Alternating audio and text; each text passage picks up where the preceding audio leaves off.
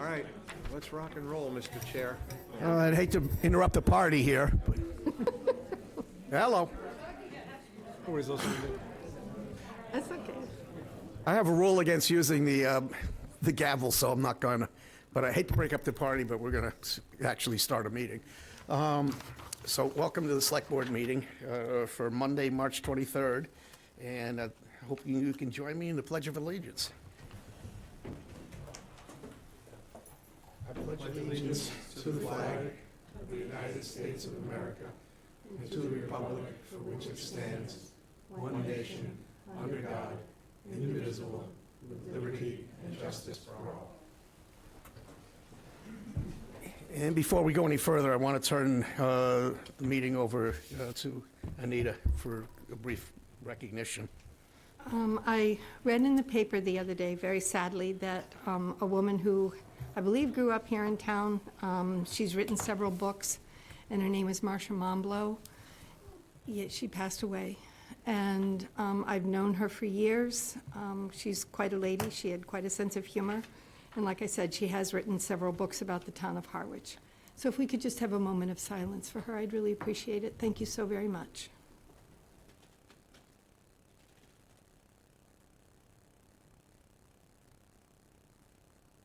Thank you, Mr. Chair.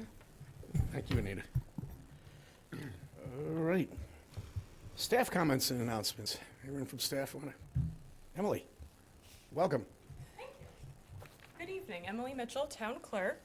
Two brief announcements for you this evening. First, I'm very excited to report that polls are open in the I Voted sticker design contest. So we have concluded the design period where our young artists submitted designs for the I Voted stickers that we hand out on Election Day. So we have 12 finalists that were selected by town employees. So we have two voting methods. We have a full Election Day experience with paper ballots, front and back, designed in a way that is meant to resemble the election ballot that folks would see for a local, state, or federal election. We have a voting booth set up downstairs and a ballot box. So folks can come in, check in at the town clerk's office, be issued a paper ballot, mark it in the same booth they'd use on Election Day, and then deposit it in the ballot box to be counted. So we encourage folks to do that. It's exciting to get that more realistic experience if people are in the area. And then for convenience, we have also published an online voting poll. That link is available both as a news announcement on the homepage of the town website, and it is linked on the town clerk department page under the I Voted sticker design contest tab. So two voting methods. Polls will be open until Monday, April 6th, and then I'll be back before you on Monday, April 13th to announce our winners. And we're very excited that we will have the stickers printed in time for those 4 winners for our town election on May 19th. So come vote in the contest, and then come vote again in our local election in May and receive one of the winning designs. To that point, Sure. I just want to suggest there's a certain irony to the fact that I voted on Friday for my favorite, and you don't get a sticker for that. You know, Jenna Nolan, our assistant town clerk, was saying to me today, we should probably hand out something to folks who are coming in and voting. So going forward, we'll try to hand out the old version of the I Voted stickers, soon to be replaced by the new and improved editions coming soon. Too late. I'll find a way to get you one done. Thank you. And thank you for voting. And then my second announcement, just a reminder that nomination papers for offices that will appear on our annual town election ballot for 2026 are still live. The deadline for any candidates who are interested in running for office to obtain those papers is this Friday, March 27th. Our office is open until 5 p.m. for that purpose. So anyone interested in any office, come see us by Friday at 5 p.m. Thank you. Emily, please make sure your staff keeps an eye on Don, that he's not voting multiple times. I will say this is, of course, not up to the rigor of a true election, but we are asking that only Harwich residents participate and that folks do only vote once. It is an honor system method, so I'll keep a close eye on Don. Thank you. And it begins. Thanks, Pete. Early and often. Early and often. Well, that's where I was born. Any other staff announcements? Okay, hearing none, we'll move along. Weekly briefing. Just a couple items. Over the next, regarding Phase 3 sewer extension project, over the next 2 weeks, construction will continue across the Phase 3 sewer project areas. On roads, on Kendrick Road, Pleasant Bay Road, and various nearby locations, crews will be installing gravity sewer mains, manholes, sewer laterals within the public right-of-way. Pump station work will also continue on both Pleasant Bay Road and Chestnut Lane, focusing on building-related construction. In the 2W area, similar sewer mains and lateral installations will proceed on Harding Lane, Pleasant Bay Road, Perry's, and Perry's Way. Police and traffic control officers will be on site daily to assist residents though some delays should be expected as construction activities are safely paused to allow for vehicles to get through. Roads will remain passable at the end of each workday, and as always, schedules may shift based on weather and progress. Updated information will be posted regularly on the town's website. Regarding Phase 3A sewer extension project, actually the public bid openings are tomorrow, 3/24, here in the Griffin Room. Permission to award will hopefully be sent to SRF soon, before May 15th. And construction project contractor must be signed up, and notice to proceed must be issued by June 30th. We're on target to meet that. Sweet. And as long as we have you here, I just want to take a moment to recognize another milestone that you never mentioned, but it's been decades in the making, but we have a town-wide website, Facebook now. We do. yeah. Yes. You can, We made the Facebook page go live last week. We're working through some social media policy stuff. I was actually talking with Emily about that today and trying to formulate communications. We're currently working on a town newsletter that I'm actually hoping to publish a April newsletter by the end of this month. It will be obviously grow over time. And then also working on a citizen's guide for town meeting with all of the great work that's already been done on the warrant itself, so it kind of makes it easy. So we're going to utilize both of those key communication ways through Facebook to try to get more information out. great. I'm glad we got into the late 20th century. So, any questions for the town administrator? Hearing none, public comments and/or announcements.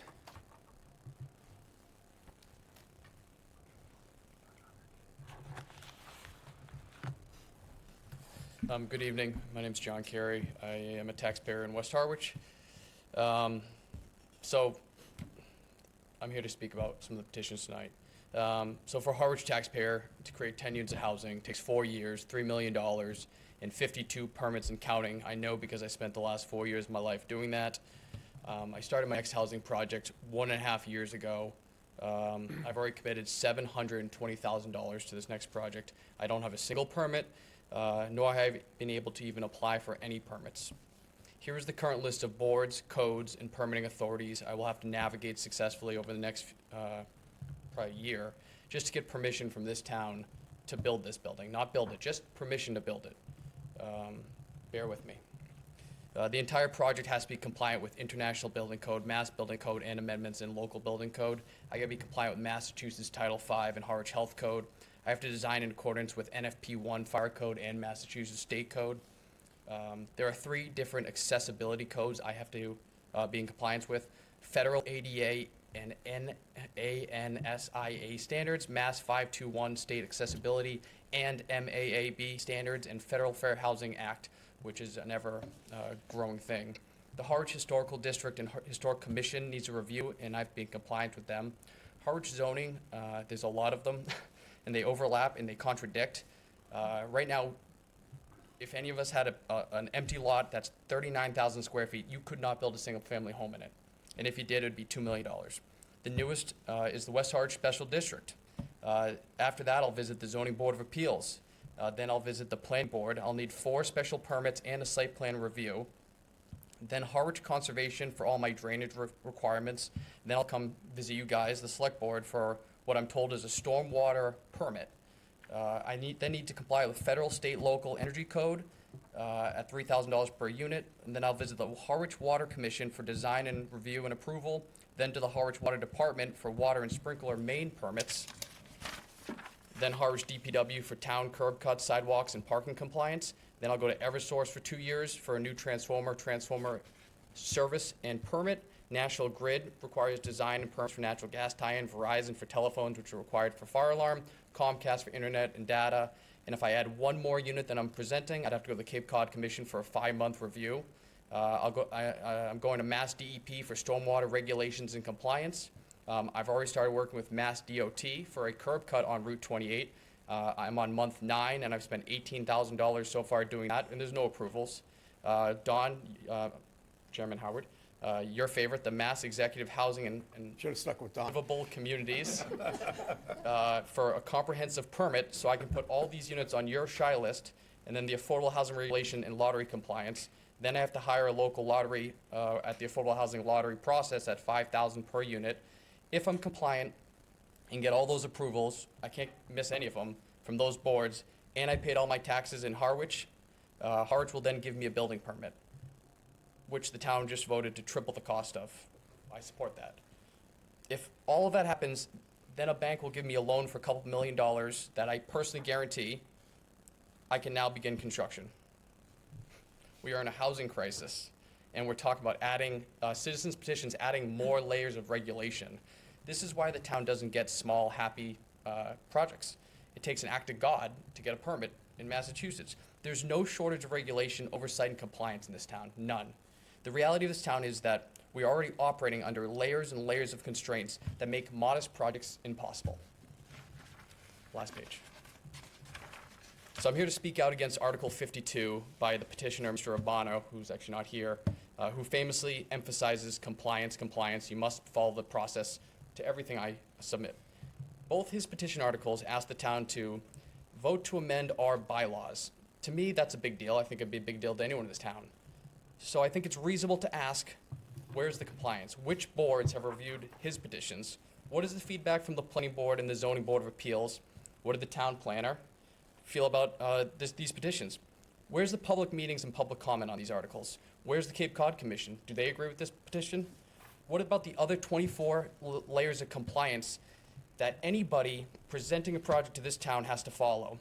To me, it feels like compliance for some, and then some just don't have to follow it. If we're going to consider changing this town's bylaws, they should be informed, vetted, shaped through the same public and regulatory framework that every single applicant has to navigate. I read that the town attorney voiced strong opposition to both these petitions. I hope the select board will support housing and send a clear message and vote unanimously not to support Article 29 and Article 52. Thank you for your time. Thank you, sorry about Good that. rehearsal. Hold that thought for town meeting.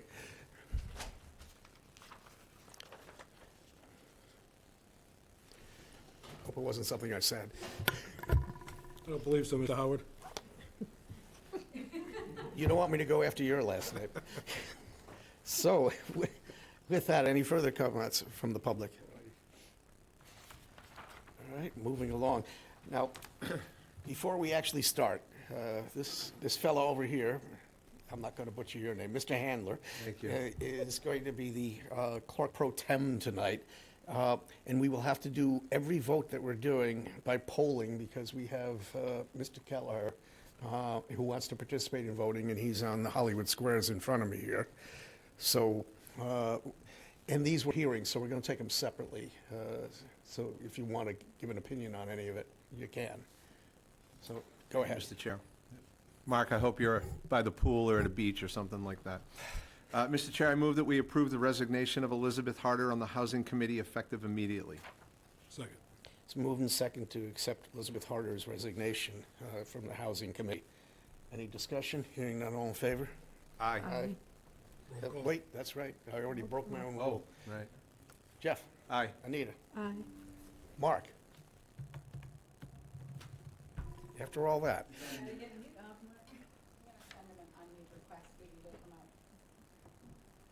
He's out at the cabana with a pina colada. Hi. Can you hear me? Kind of. You're too close to the pool. Put the drink down. Was that an aye? That is an aye. Thank you. Pete? Aye. Okay, it's unanimous. Mr. Chair, I move that we vote to approve the town administrator's recommendation to grant permission by NSTAR Electric Company, DBA, Eversource Energy to install one fully owned pole on Depot Street. Second. Okay. wish to make any comments about Yeah, that? I had a hearing last week for both of these hearings. On these two applications, we had no abutters show up and voice any concerns. Okay. Any discussion on our part? Mark, do you have anything? No. You need a new computer, or at least turn up the volume on your old one. So, let's take a vote. Pete? Aye. Anita? Aye. Jeff? Aye. Mark? Aye. And I'm an aye. That's unanimous. Go on. Mr. Chair, I move that we vote to approve the town administrator's recommendation to grant permission by NSTAR Electric Company, DBA Eversource Energy, to install one new handhole for underground service on Wawatasi Road. Second. Moved and seconded to approve the second request. Any discussion about that? You've already heard from the town administrator. Yep. If I could. The only thing I'd like to see in these documents, especially when it comes to situations such as this, where they're putting in the handhole, is that we include language that states that the condition of the property needs to be returned to the as-is condition or the condition prior to such excavating. So, just for future thoughts. Thank you. Yeah, actually, the federal government had them restoring it to prior condition or better. So they weren't allowed to We actually. have a few more of these next week, They so could I'll put sod take that in instead of seed, yeah. Well, and a lot of, up to Eversource. yeah, and a lot of what they do, even when they pave, it starts to cave in. So they need to, pledge that it'll be equal to or better than the condition they found it in. Anything else? Hearing none, all in favor. Mark? Aye. Jeff? Aye. Must be a time lag there. Anita? Aye. And Pete? Aye. I'm an aye. This whole new internet thing may not catch on, right, Mark? So, Let's not engage with Mark too often if we don't have to. Mr. Chair, if I may? you sure as Thank you. heck I'd like to read a notice of public hearing regarding the herring alewife regulations. Pursuant to Mass General Law, Chapter 13094, the Harwich Select Board will hold a public hearing on Monday, March 23rd, 2026, no earlier than 6 p.m. during their regularly scheduled meeting. This hearing will be held in the Don B. Griffin Room located at Town Hall 732 Main Street, Harwich, for the purpose of reviewing proposed amendments to herring alewife regulations. All members of the public having an interest in this topic are cordially invited to attend the public hearing and provide testimony relevant to these proposals. Proposed regulations may be viewed on the Town of Harwich Natural Resource Department webpage. Harwich Select Board dated March 5, 2026. Motion to open the public hearing regarding herring regulations? Second? It's moved and seconded to open up the public hearing. Mark? I heard it. I heard it. Sounds like he's on the moon. I'm an aye. Jeff? Anita? Aye. Pete? Aye. And I'm an aye. All right, so we first want the presentation for, I see Brad's here. It's good to see you. I just want to make one broad statement because I've gotten some phone calls, and I think you remember that I was part of closing the run back in the early 2000s, and we took a lot of guff from the state for doing that. But they just want, and I understand the plan as it exists now, and we're really happy that we're able to, if we vote for it, that we're able to do this. But I can assure everybody that this is not going to be haphazard. There's not going to be like dozens and dozens of cars, 24 hours a day, just taking bucket loads of fish out and driving away unsupervised. So they just wanted to assuage their concerns that somebody's going to be watching this more closely than the last time. And it's a victory to me to get it open for 7 days. So given the fact that it's taken, something like 22 years for this to happen. So with that, if you could let us know what the plan is so we can vote on it. This is the public hearing, so you get to do this and then the public can opine. It's got, anybody that's met me knows that I think a bucket loads 24-hour harvest wouldn't be how I do things. So And I know we can that. assure the public of That's that. why I wanted to bring it out publicly. I assured them that there isn't anybody who's sitting in this room who's going to be interested in raping the runs, so this is just a good progress report. All right, I'm Stephanie Ridenauer, Director of Natural Resources for the town of Harwich. So just a few slides and then happy to answer any questions on the regulations as presented. The other note to make is that our regulations currently live in the appendix of our harbor management plan. So we are requesting that those be separated from the harbor management plan and amended. There we go. All right. So again, the town does have the authority to amend the regulations and to approve the regulations to harvest. The management plan was approved in 2022 by the Atlantic States Marine Fisheries Commission. The blue arrow that's on the left there of the map indicates the location of the proposed harvest, which is Johnson's Flume at West Reservoir in Bell's Neck Conservation Area.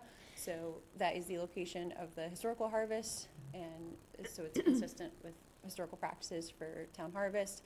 There would be no harvest allowed at any other locations along Herring River or any of our other herring runs, so Skinnequit Brook.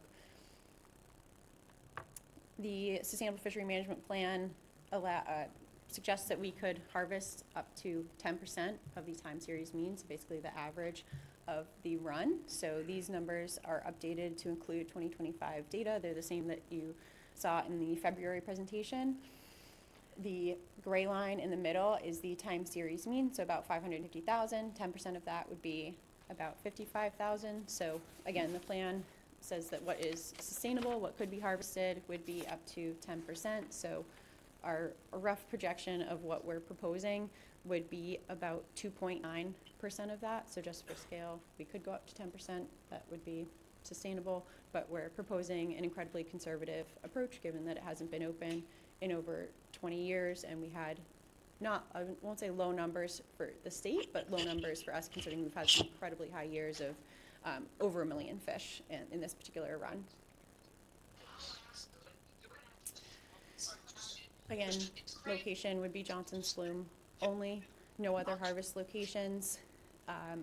The dates and times would be established, so as opposed to having like a half hour before sunrise to a half hour after sunset and designating days of the week, the way that we've chose to be the most conservative that we could be while still allowing a harvest is to designate dates and times. So the same that were proposed in February, we just pulled them from the regulations and we'll post them on site, on the website, at our office and on our social medias. But it's a 3-hour harvest window on those particular dates that are already set aside. And they would be fully staffed by, when I say the department is me. So I would staff them. And Division of Marine Fisheries has kindly offered to staff those as well. And the fish that are harvested would be able to be sampled by their staff and scientific data collected to inform fisheries management. Recreational use only for the fish, can't be selling them for bait or other purposes. Dip net method, again, consistent with the historical harvest. And the limit per permit holder per day is 20 fish. B permits are non-transferable.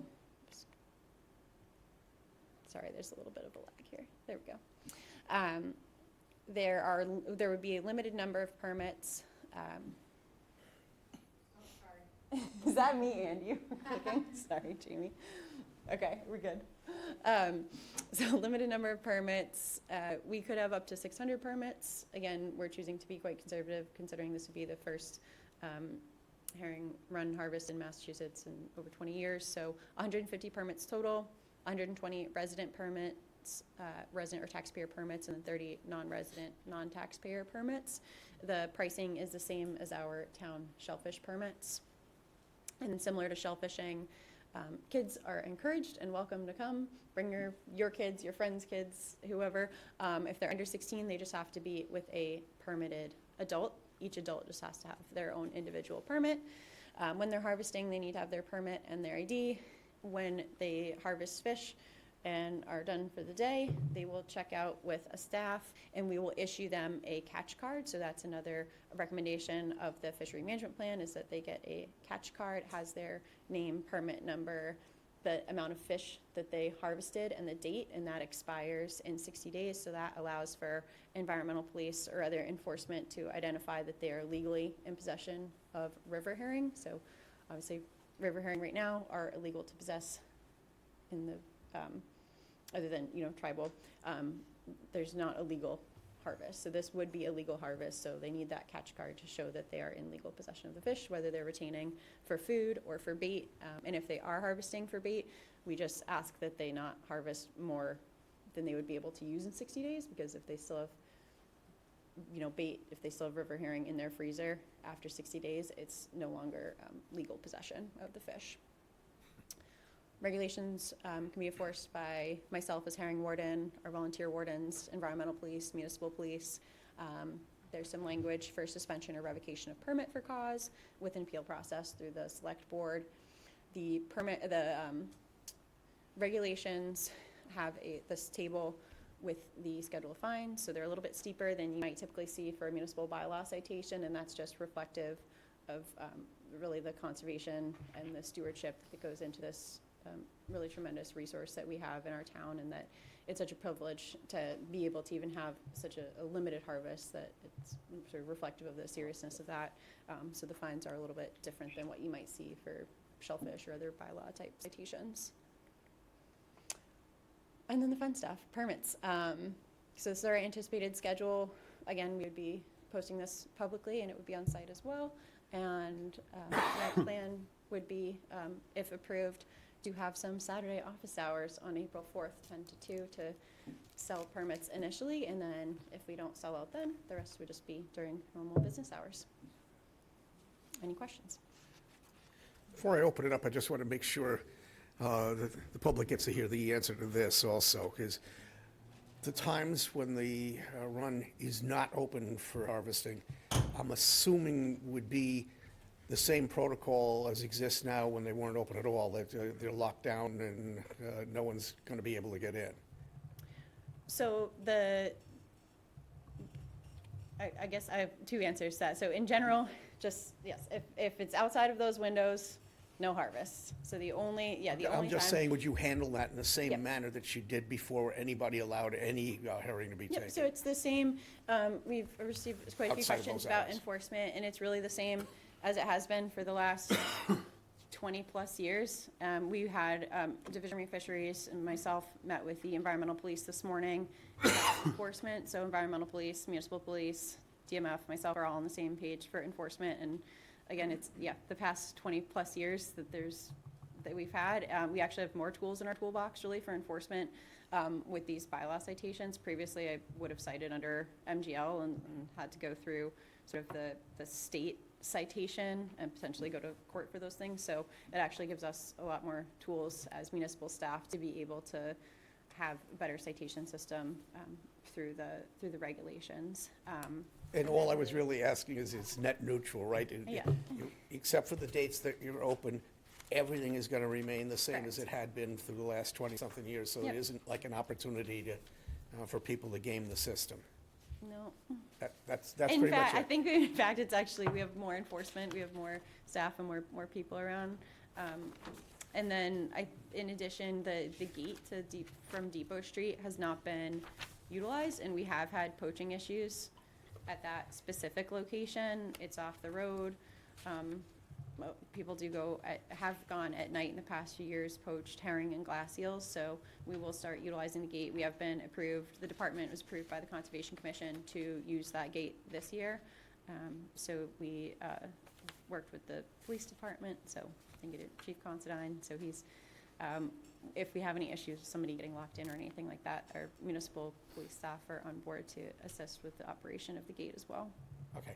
And the way this is going to work, we get to ask questions after we close the public hearing. So at this point in time, if there's anybody in the audience that would like to make any comments relative to this subject, or if there's anybody online that would like to, now's your opportunity. You got to come up to the mic, Mark. Nobody can hear you there. You're the tech guy. Are the permit sales in person only, or can someone call in or write in? Yes, Yes to both. They can't call in. They have to be in person. Yeah, thank you, Mr. Chair. Yes, the permit sales would be in person only. If you have, I wouldn't oppose to somebody buying a permit for somebody. You just have to have their ID to be able to, a picture of their ID or their actual ID. Because especially if it's a resident permit, you'd need some sort of proof of residency for the resident or taxpayer status. And then when they actually go to harvest, they would have their ID with them that would match the permit, so. By all means.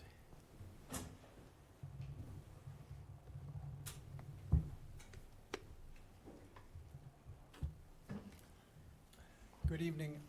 I'm Dan McKiernan, the Director at the Division of Marine Fisheries, and I want to thank the board for considering this.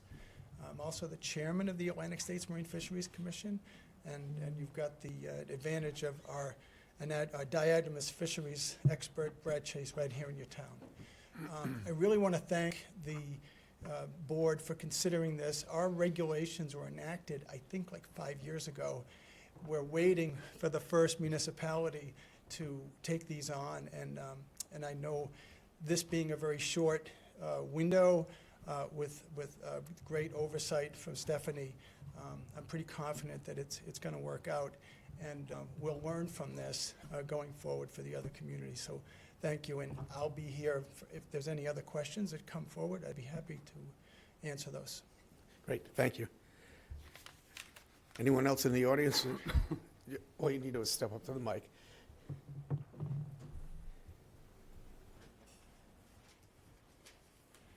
Thank you. My name is Suzanne Phillips. I'm a resident of Orleans. I've been a herring counter in Orleans since 2012 when we established our program. I've also attended the River Herring Network annual conferences just about every year. I happened to work for the last 18 years for the Department of Natural Resources in Chatham, not connected to herring, but I'm very familiar with conservation practices and the need for preservation and so on. A couple of weeks ago, there was a forum at the Cape Cod Commercial Fishermen's Alliance in Chatham where there were 3 speakers talking about herring, and one of them was Stephanie, who presented this proposal.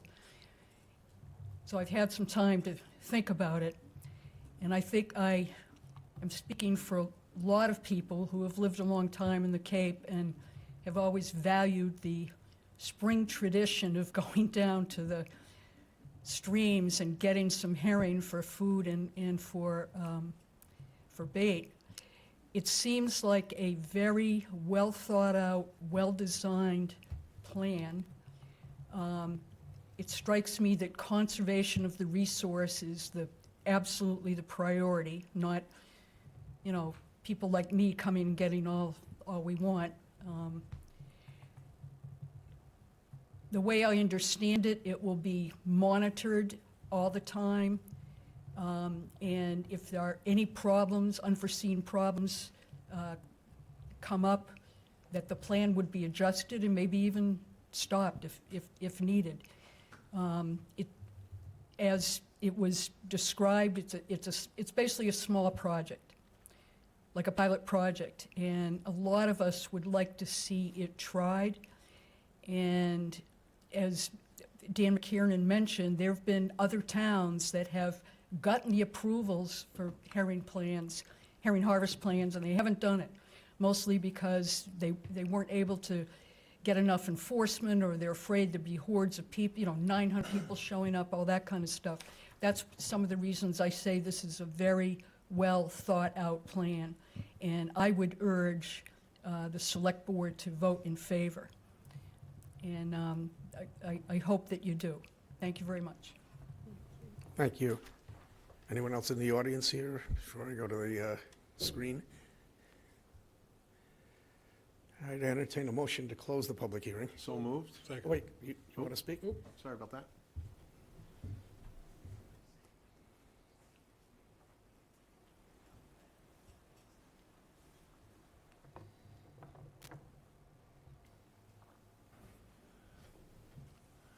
Hi, my name is Paul Tessier.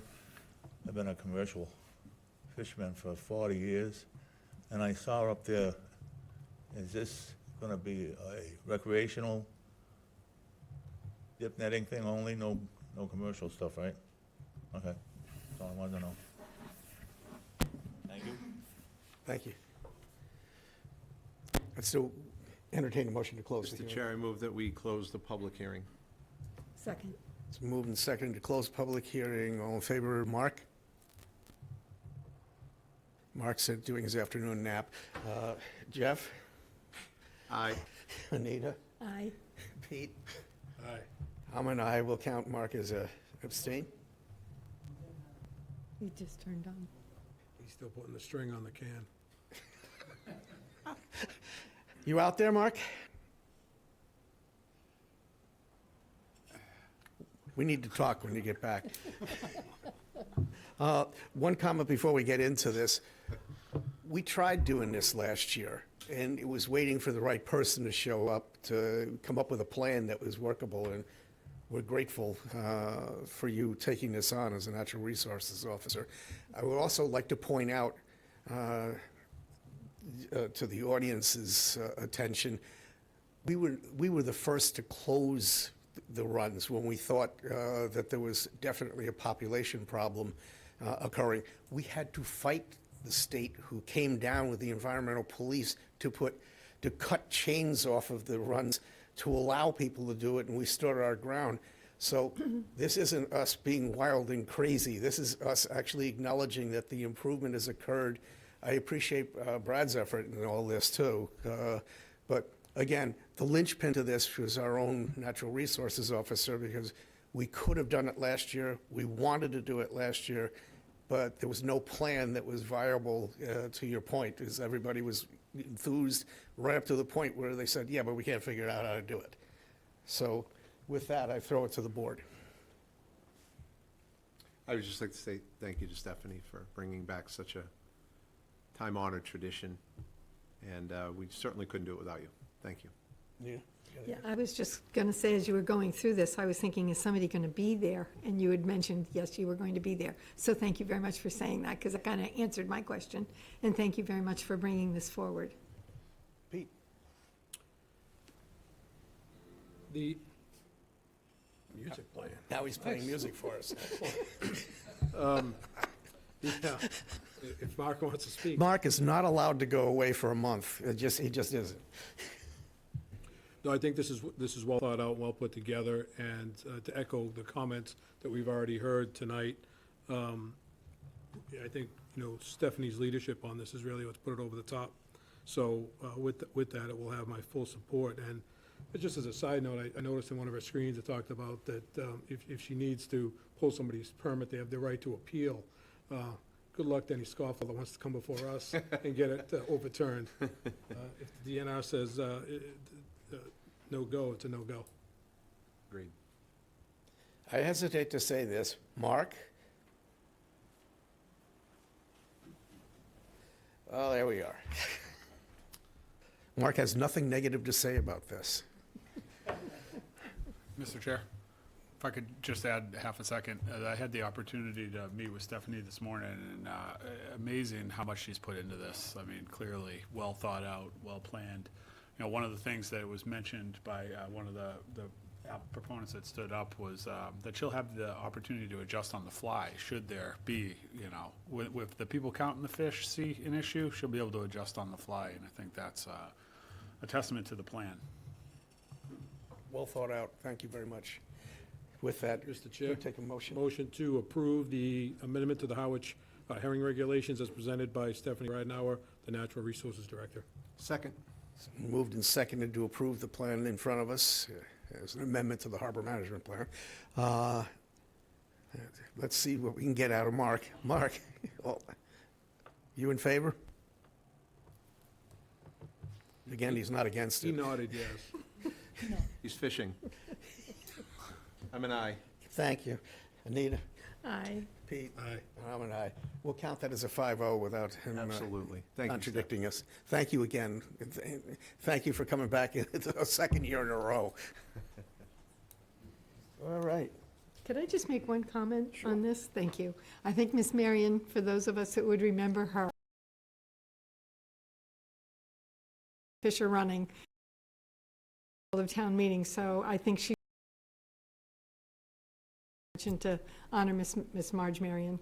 Well, if we're going to go down that road, Barry I'm sorry? Hamian was... Better be prepared for this year's town meeting. There you go. If we're going to go down that road, I'll also mention Barry Hamian. There you go. Thank Okay, you. thank you. You may leave, but make sure that we know your whereabouts. Or you could stay. Some people would pay to be here. Thank you. All right, let's turn it over to the schools.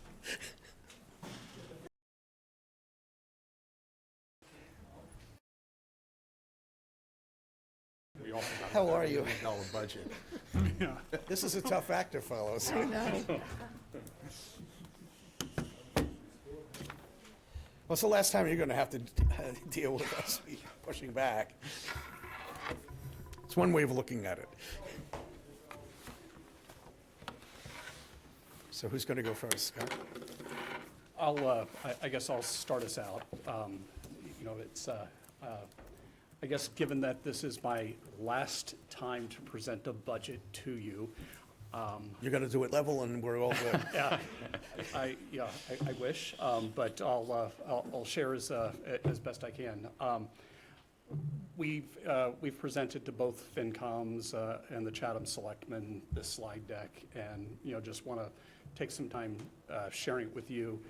I put on the front side of it a little bit of history, some things that we can, the successes that we can go and be proud of, some challenges, and I have a little bit of advice to give on the front end of this, and Michael will share the numbers. But before we do that, I want to just acknowledge that we've got our school committee chair from Harwich here, Meredith Henderson, Robin Millen, the incoming superintendent. She's a talking head like Mark, or maybe a non-talking head like Mark, this evening and unable to be here. And I really want to thank both Jay and Jen for having the time to talk with us about the budget, hopefully come up with something that works for the the town and the school side. And I know it was a lot to go and jump in a short period of time, but appreciate the time both of you took into getting us here. If you were here 13 years ago, I believe at the time, maybe it was, I think it was Peter Hughes was the chair as I was giving my first budget presentation. Back in 2013, as we were beginning, that first step, we were still operating as Chatham High School and Chatham Middle School and Harwich High School and Harwich Middle School. As we were about to fully merge as a pre-K through 12 system, the budget we built back then had three key priorities: to improve the academic program, expand opportunities for students, and do that at a lower cost than if either town tried to provide that quality of education in their schools operating separately. After meeting with parents and in both towns, it was really clear that there was a pride issue, that that there was a lot of our families were just choosing to send their children to schools, not the Harwich schools or not the Chatham schools. And one of the things we really wanted to focus on was rebuilding pride in the local schools as we came together as Monomoy. So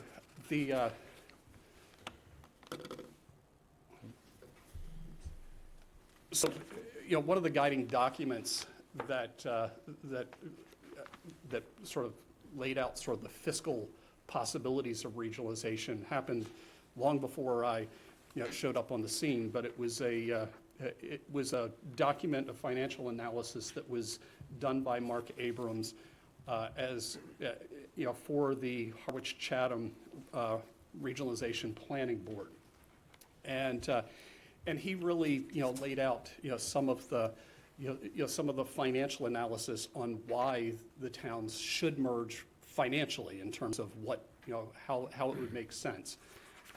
So one of the things I just want to share from that report that I think is sort of salient to a lot of conversations that happen is first understanding just two sets of numbers on page on page 6 or 15 of that report.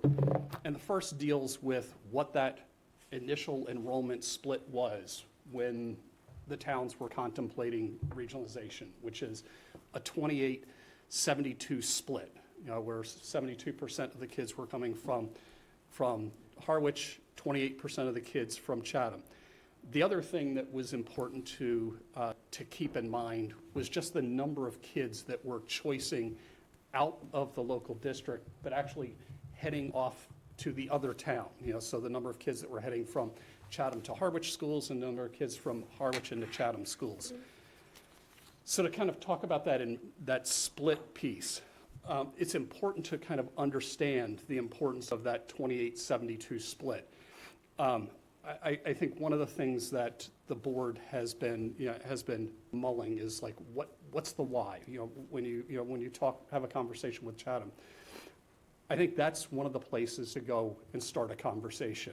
It's like that you came together under this presumption of a 72-28 split, and behind the budget that you're going to hear today is it's shifted over the since 2010 when that Abrams report was done, and as regionalization was contemplated, it's shifted 5 percentage points, and 5 percentage points of a budget is a significant shift from one town to the other.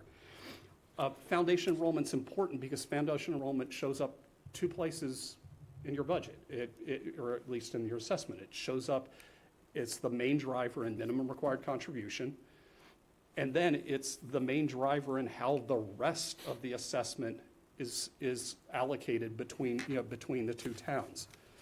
And at the end of the day, that split, that enrollment split is really based on just the affordability of housing on the Cape. We're seeing that the number of our children attending both the schools in Harwich and in Chatham has decreased dramatically over the last 13 years. And part of our budget presentation is a reflection of that dramatic loss of families, of young families, just trying to find Harwich and Chatham a viable place to live. But you're also seeing that it has changed where one town is dropping off at a faster rate than the other town in terms of losing enrollment, and that's really picked up where the enrollment loss and relative to Chatham's enrollment loss relative to Harwich since COVID has sort of escalated in terms of the pace of the loss. The second number is just understanding that shift in children that were attending schools in Harwich at the time who went to Chatham, and the children that were in Chatham going to Harwich. It's sort of important to kind of point out that there were relatively few kids that were school choicing from Chatham into Harwich. But there was a fairly significant number of children that were choosing to choice from Harwich into Chatham as we were coming together with regionalization. So there was a net sort of, we'll say it, subsidy that was going on, for lack of a better word, that the Chatham taxpayers were paying. It cost more to go and educate those kids that were crossing that town line. Unfortunately, when I look back at that Abrams report, that shift of over $1 million wasn't sort of considered in the numbers. So there was, when we look at the savings that the 2 towns were going to realize after coming together, there was this disproportionate amount of savings that came Chatham's direction because that shift of school choice kids were suddenly overnight, roughly 100 students that Chatham was paying $5,000 apiece, or Chatham was receiving $5,000 apiece for. Harwich was overnight responsible for the whole per pupil costs for them. And that played a significant role in some of those early conversations I was having 13 years ago. If we go to the next slide, there was a slide that the finance, some members of the finance committee put together, talking about, as they were trying to flesh out the why for Harwich. And they had a cost per student from 2008 to 2023. And they looked at a CPI adjusted number, and we're talking about this as a part of the why. I want to just take a moment and just look at another way to look at this graph, and that this is actually something to celebrate here, where what you see is, you see that both Chatham and Harwich percent increases from 2008 to 2023 were less than the other 5 towns together. And again, it was, what was sort of predicted in the Abrams report, that school spending should, if you're doing this with a partner, result in slower fiscal increases. What I tried to do in the next slide here was to go past just the way the FinCom was looking at it, and let's look at every school district from Plymouth to Provincetown and look at how the percent increases have shifted since 2008 to 2023. And again, what you see is that you see Harwich is the blue bar, Chatham's the red bar. The Plymouth to Provincetown average is about 20 or 15 or so percentage points higher than either of the Chatham or Harwich bars. The Chatham and Harwich bars come in pretty close to, or pretty close or just slightly below the state average. And what you would find too is, if you looked at every school district on this chart that's a part of a regional district that regionalized, you'll see that their increases from 2008 to 2023 were less than the average of those that didn't regionalize. So regionalization definitely has helped the towns control costs. If we kind of take the slide, the slide that had that $1.1 million shift in school choice, and if you were to apply that and kind of do a apples to apples comparison, and look at how school spending would have looked if Harwich were paying, prior to regionalization, the full cost, not $5,000 for each one of the kids that were crossing the line to Chatham, you'd see a slightly different picture. But again, you see something that shows that the regionalization has helped control the school spending. Where you really see, I think, some of the biggest things that we can sort of celebrate is how regionalization has really stemmed the loss to charter schools. When a child or a family chooses to send their child to another school district, it's $5,000 of tuition heads out the door from our budget to support the child in DY or Nauset or Barnstable or wherever they go. When they go to a charter school, it's the whole per pupil goes with them.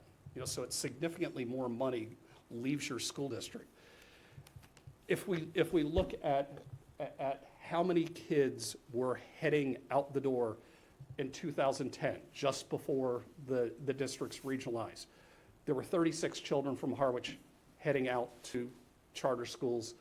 Today, there are 36 kids heading out to charter schools. But two things have substantively changed since 2010. The first is there's now a charter school in East Harwich. Okay, there's a charter school in the town of Harwich, and Sturgis Charter School doubled the number of seats it has, so in that time frame, so that, so there's been a dramatic increase in the number of charter seats available to families. The charter school that was located in Orleans is now in East Harwich, and despite that, there hasn't been an increase of students heading out to charter schools. So financially, that has kept a lot of money here within, within our budget, rather than seeing the money head out the door to charter schools. And the next slide, it just compares the number of kids heading out to charter schools. If you look at the two school districts on either side of us, Dennis Yarmouth loses 136 kids a year to charter school. Over $3 million heads out from their budget to the charter schools. Nauset, 121 students to charter schools. 3.5 million heading out the door. And remember, it's the per pupil. The per pupil is higher in Nauset. So there's that much more money heading out the door to charter schools. Monomoy, there's 39 children head out to charter schools. There's significantly less students choosing to go to charter school, which is keeping over $2 million here with us rather than having it head out to charter school. If you look at the loss of students to other school districts, prior to regionalization, Harwich had 254 of its students that were heading out to charter schools. That was almost 1 in 5 children were heading out the door to a charter school. Today, that number's less than 1 in 20. There's only 59 students from Harwich heading out to other school districts through inter-district school choice. And a lot of that, deals with athletics. There's a lot of families that might see a bigger school district and say, okay, that's preferable for athletics. With the same thing with Chatham. Chatham, there was 13% of their students were heading out prior to regionalization. Post regionalization, we only see a little over 3% of the Chatham students heading out. And again, if we go and monetize that on the next slide, what we see is the net shift of children not heading out to school choice, from 2010 to present. It's again, another roughly $1.3 million is staying here with our, with us and with our school district as we've been able to sort of rebuild the strength and pride in what we're offering in the school system. So I raise that as sort of a bit of a cautionary tale. We exist on Cape Cod in a environment of intense school choice competition. There are charter schools in every school district around opens its doors to school choice. When I was in the suburbs, the suburban schools generally didn't open their doors to school choice, and there were very few charter schools out where I was in Boston's western suburbs. Very few students left. But here it is the Wild West of school choice. And all it takes is instability in a system. Parents worrying about a school district budget and whether that's going to impact the programs for their children, for them to make decisions to potentially send children other districts. So what we've done in this budget is we've tried to go and sort of put together a level service but a reduced staff budget. It's reduced staff, acknowledging that we continue to lose enrollment, and we're trying to look the best we can to make sure that the families have the programs and options still there within our academic program, but trying to do that while being as fiscally responsible as we can. So you'll see that in this presentation that Michael will share with you. But we also want to keep in mind that challenge there of keeping families with us and not seeing the money head out, because once the families choose to go someplace else, they're gone. And it will take years to go and sort of right the ship and bring the families back. And I do share that, as we look forward as challenges in years beyond me, because as I mentioned to Jay and Jen when we were meeting with them, there's a significant staff reduction behind this that Michael will talk about behind our budget. But we're at that place that we can't go back and say next year we can reduce more without impacting program. And that's, so there's, there are positions that we're sort of cut up to that point with, that if we reduce more staffing, you end up touching program. You touch program, you potentially have parents worry about their options for children. And that's something to sort of mull, not in FY '27, but, but moving forward. So from there, Mr. McMillan. All right, thank you very much. So with that, all that in mind, the budget that we've put together, that we're presenting here this evening, is an increase of 5.07% on last year's budget. So over the next few slides, I'm just going to give you a bit of context as to why the budget's gone up in the first place, some of the other offsetting revenue we have that helps bring it down, and how that impacts the assessments and what the final assessments are. So just to put that in initial historical context, this is,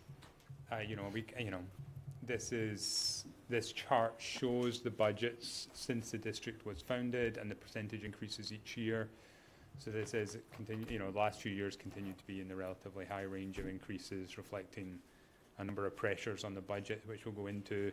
This is a little lower than last year's budget, and a bit, as I say, higher than the average. So these are just some of the items only some of the items which are putting pressure on our budget.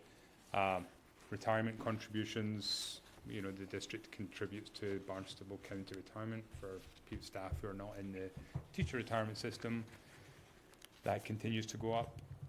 We have a number of budget requests we'll talk about. Staffing, the net staffing increase is actually relatively low now because of the number of reductions we're making, which we'll talk about.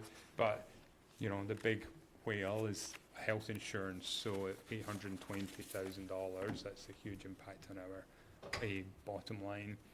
Heating and utilities, particularly while we have gas and electricity, we are seeing really significant increases in our electricity costs. And then we have a number of construction projects. And, part of the construction projects is ensuring we're investing in the buildings and the materials we have so that we have a long-term sustainable budget in place. But first and foremost, I think, is to highlight the number of staffing reductions we've made. We're making a number of position changes, not all reductions. We are adding some positions, but the net impact of all the changes is reductions of just 10.5 FTE full-time equivalent positions.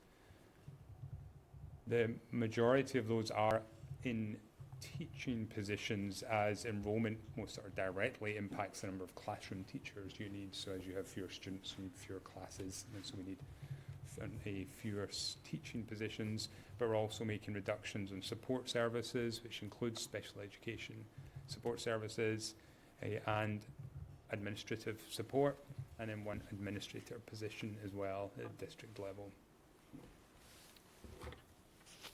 And so so we are, as I say, adding 4.1 positions, but a net reduction of 10.5. And so we really have sought to make those reductions tied to our enrollment. So these are enrollment-driven reductions, where because we have fewer students in the classrooms or fewer students coming through our doors, we're able to reduce positions in key areas. And these are our forecasts, and you can see over the next few years that we expect enrollment to continue to go down. And a lot of that is driven by the numbers we have right now in elementary and middle school. As they move up and the larger grades that are in high school right now move out of the district, we can see that enrollment is going to come down unless something significant happens in our elementary schools. And enrollment might even go down faster than that, because a lot of the assumptions we've made about elementary grades are based on historic levels, and if they are lower, then the total will go down as well.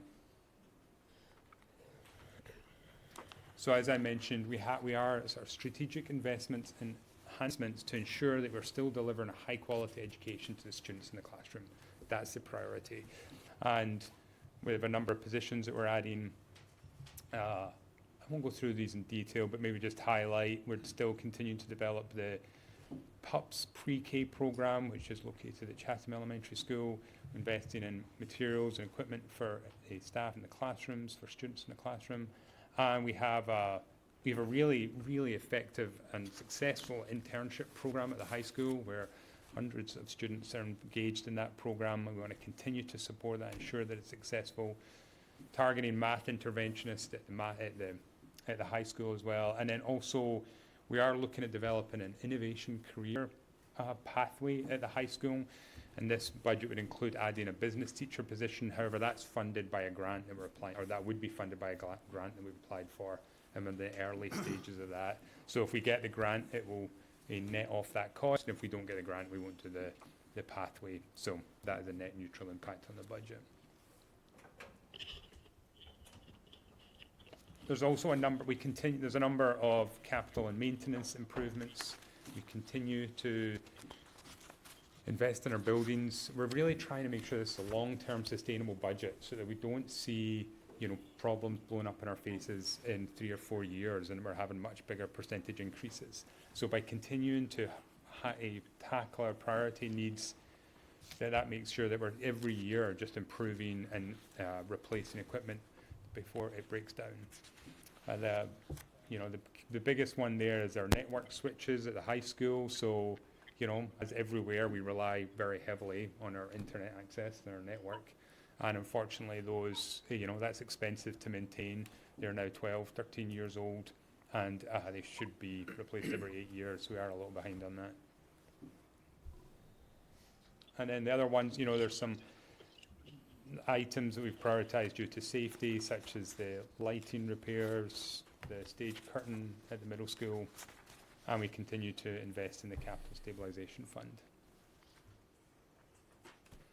This just breaks the budget down by major account, which is just our categorization we get from the state, and highlights the changes year to year. I mean, there's a lot of increases driven by salaries and contract services. You can see the biggest increase here is our benefits and fixed charges, which is both health insurance and retirement. So that's really driving the budget. But we're also seeing increases in utility costs. A lot of the things I've already talked about. Continuing to invest in our buildings and our equipment to ensure we have what we need. But we also see increases in transportation. Out-of-district tuition for students who we are not able to service in the district. So increases in costs, in substitute costs, and some of the other services that we need to provide to students. There are a couple of areas that are actually going down. So instructional leadership, and that's to do with the district position that's been reduced, and also teachers, because the majority of those positions were cut. Oh, not the majority, but a significant portion of those positions that we've reduced were teaching positions. And I have made an assumption about turnover savings that we get from retirements, which is also captured there.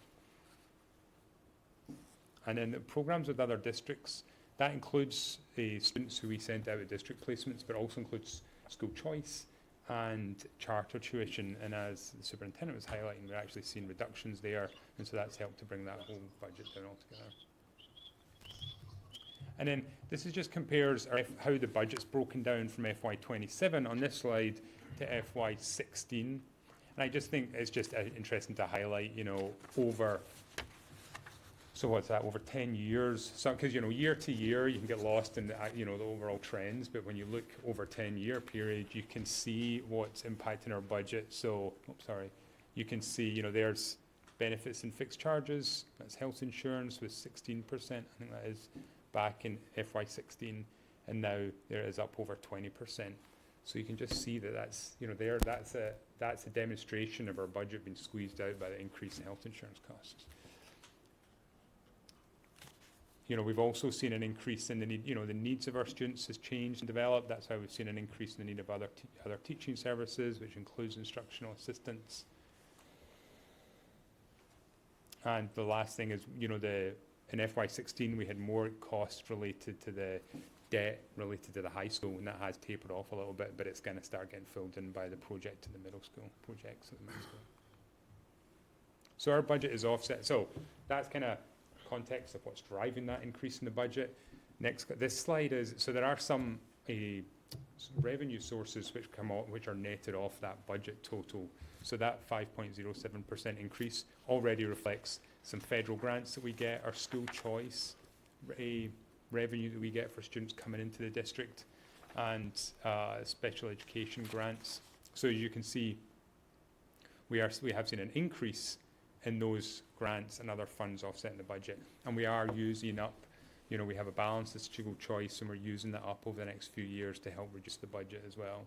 We did see an increase in circuit breaker. That's money we get from the state to help us with special education costs, and our special education costs have gone up, and so we've seen a larger portion of revenue from the state for that. So real quick, I'll do that. So the assessment calculation, we break the budget up into 4 parts: our operating budget, our debt, our capital, and transportation. And then these are the factors which are used to determine how each portion of the budget is split up. Just worth highlighting the operating budget, the first thing we do is the elementary school budgets are now paid for entirely by each town. So this is how that all breaks down in the end. So this is the budget broken down by, so we have the operating budget, transportation, capital and debt, and then assessment to Harwich and assessment to Chatham.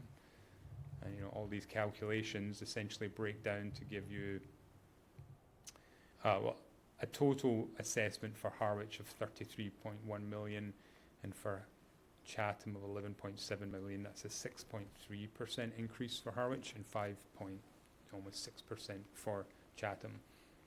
And that includes the middle school debt, which I highlighted there. So there's a small increase in the middle school debt, as there will be for the next few years. I think we can stop there and do questions. Yes. I can handle it. Any questions from the board? Make one comment because you weren't here then, so you can. I do want to go back a little bit in time because it serves no purpose to be dueling by press release. In what you said tonight, together with something I already knew, is consistent with how the history played out. I'm certain, I mean, this is going to be a shock to people who are sitting in this room, but most people don't follow politics or government from week to week. So the Abrams report wasn't widely circulated. As people looked at what was going on, they saw a school that was graduating about 68-ish students in Chatham, and one that was graduating 88 to 90 here, and it looked kind of like it was a close parity. It wasn't identical, and then I understand the Abrams report came out, but the third element is that there's no mechanism in this thing to contain the ceiling.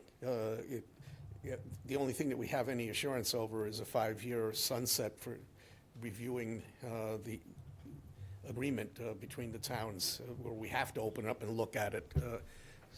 But again, I'm not disputing what happened, but that's where I came up with my numbers originally, because by just looking at the school enrollment, everybody missed the fact there was a substantial number of Harwich kids that were graduating out of Chatham High School at that time, just to underscore what you were saying. Yeah, and I think it was, I think in my early days, it was this whole thing. There were some in Harwich, not everybody, but a few people looked at it and said it was cheaper to have them someplace else, because it was only $5,000 if they went someplace else. But at the end of the day, I know that Jeff wants to see his kids go to the high school that he went to. They can't. It's lying underground somewhere in the backyard of the school. I have the gym floor at my house. And the same thing in Chatham. They want to see their kids in the local schools, and I think that we've done a great job of bringing that pride in the local schools back. And my parting shot for you all is, I hope in years to come that together, working with Chatham and the school district, that you can keep that positive momentum heading. And we really tried hard this year to accomplish that. The only warning I'm going to give isn't for this year, it's for next year, is that the reality of the situation still is that we have a levy limit, and we're real close. So if anything breaks the wrong way, like anticipated revenues or expenses, as you pointed out, insurance payments, things start going sideways real fast. So our capacity to absorb 7-8% in a given year from here on in doesn't exist anymore. Pete? If I could, Mr. Chair, in typical fashion, I'll bounce all over the place, guys, and I'll confuse the hell out of you and most everybody else in the room, but nonetheless, we'll get through it. Why change now, right? So, clearly a significant swing and a miss by the Abraham report, right, with that 100 student calculation. Yeah, and I don't know, I don't, I wasn't there, so it's, you sort of look back on it and just kind of wonder, there was a lot of great analysis, because in that report, he anticipates this is what the assessments could look like. But I don't know if he was ever dealing with this, a scenario where you're coming together that had that different sort of percentage of kids that were crossing the two town lines. Yeah, you'd think that would be really part of his analysis and vetted out, but again, that's history now. It's but history. It certainly is interesting because it did have a dramatic effect. And Dr. Carpenter, you alluded to the dramatic decline in enrollment over the past years and then projected even further decline. And we agree with that, and I'm happy to hear in your presentation tonight that some of I'm not happy for any staff members that don't have employment. And hopefully it's through attrition. However, with that said, it is something that needs to be carefully monitored, right? Because you can't continue with the same staffing levels when you have such a significant decline. And I'm not sure, and this is no disrespect to anybody in this room, including the school board or you folks, but I'm not sure I've heard that narrative in the past. So I'm happy to hear that it's part of the narrative, I guess is the way I'll say it, because it is something that needs to be considered. Because to echo Chair Howell's or Howard's response is 5%, 6% increases are going to be difficult. And I know I sit here now for 2 more years, the past 2 years, talking about we're gonna, run out of runway. And it's not me just trying to be a pessimistic jerk, it's the reality of it, right? And the strains that you folks talk about in your budget, we know all too well, because, again, not breaking news to you, we have the same strains on our budget and the same concerns with our budget. So when we start to see the town needing 5% and the schools needing 5, 6, 7%, it gets really concerning, because the taxpayers aren't going to continue to absorb that, or the levy isn't going to absorb that, in which case we're going to have to go to the taxpayers and say, we need more money. And they're going to turn around and say, you've got a declining enrollment. Why are we giving you more money to teach, to the school system when we have less and less student population? So, again, it's not trying to be difficult. It's trying to really hone in on where we need to go in the future. And I too have concerns with next fiscal year. I had concerns with this fiscal year, and they seem to play out in some fashion, because you folks, to your credit, sharpened the pencil again and cut some significant items that some of your team members wanted, and I'm sure the school board members wanted. But the money just wasn't there to support it without an override. And I appreciate your cautionary tale about we don't want to sound alarms and start to put a scare out there that we're going to slash budgets and therefore, cut teachers and cut, certain programs. We don't want to do that. And I'm not suggesting we do it, because we shouldn't. The challenge is for school administration, and in part the school board, to plan accordingly so that we don't have to send that message. And it doesn't mean that you can easily manage it or that it's doable without some pain. But the reality is, at some point, it may get to a level where we need to have some of those conversations. And I don't want to sound the alarm. I don't want to have people running to other school districts.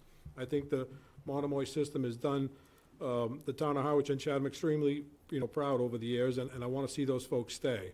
but it doesn't mean it comes with a blank check. That's the point that has to be sent home. And I can just share with you, Pete, the slide 19 has, had the enrollment trends, over, since, since the, what is it, 2000, from 2018, and then Michael also looks forward 5 years. And up until FY '25, it was a relatively gradual loss of kids. I mean, it was just, we'll say it was fairly negligible year after year, but it was going in one direction. And this post-COVID, like, it has plummeted in both towns, so if we go back before FY '25, we had 5 sections of kindergarten at Harwich Elementary. A few years before that, we were at 6 sections of kindergarten. But all of a sudden, it has, like, our number of families in our 2 towns with school-age children is dropping off. And that's concerning to me. I think it should be concerning to everybody about how can we maintain a balanced community here on Cape Cod. But I can't, I tell people that, my role as superintendent is best program we can, but also be good stewards of the taxpayer's dollar. And you can't go and look at the enrollment drop since '25 and sit there and say, okay, well, let's not try to right-size things if, as best we can. So we went back in. I can look any parent in the eye and say, this is level service. The class sizes should be about what they are right now. But the challenge, part of that caution is for next year, we may, it's hard to exactly say what that enrollment might be looking at but but let's say we drop by 3%, you're probably not going to be in this position where you now have like another elementary teacher that you're going to be able to reduce. That, if we look 4 or 5 years out, maybe you can't, but I do worry that there's, that underlying this is a significant reduction in teaching, but still level services.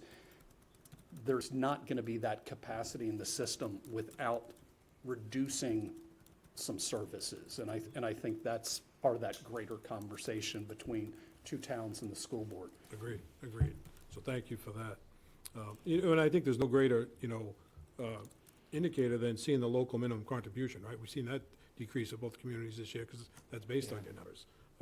Yet, again, I understand the budget needs to increase. Let's see if I can wrap this up, because I know Jeff loves when I ask a lot of questions. Used to it now.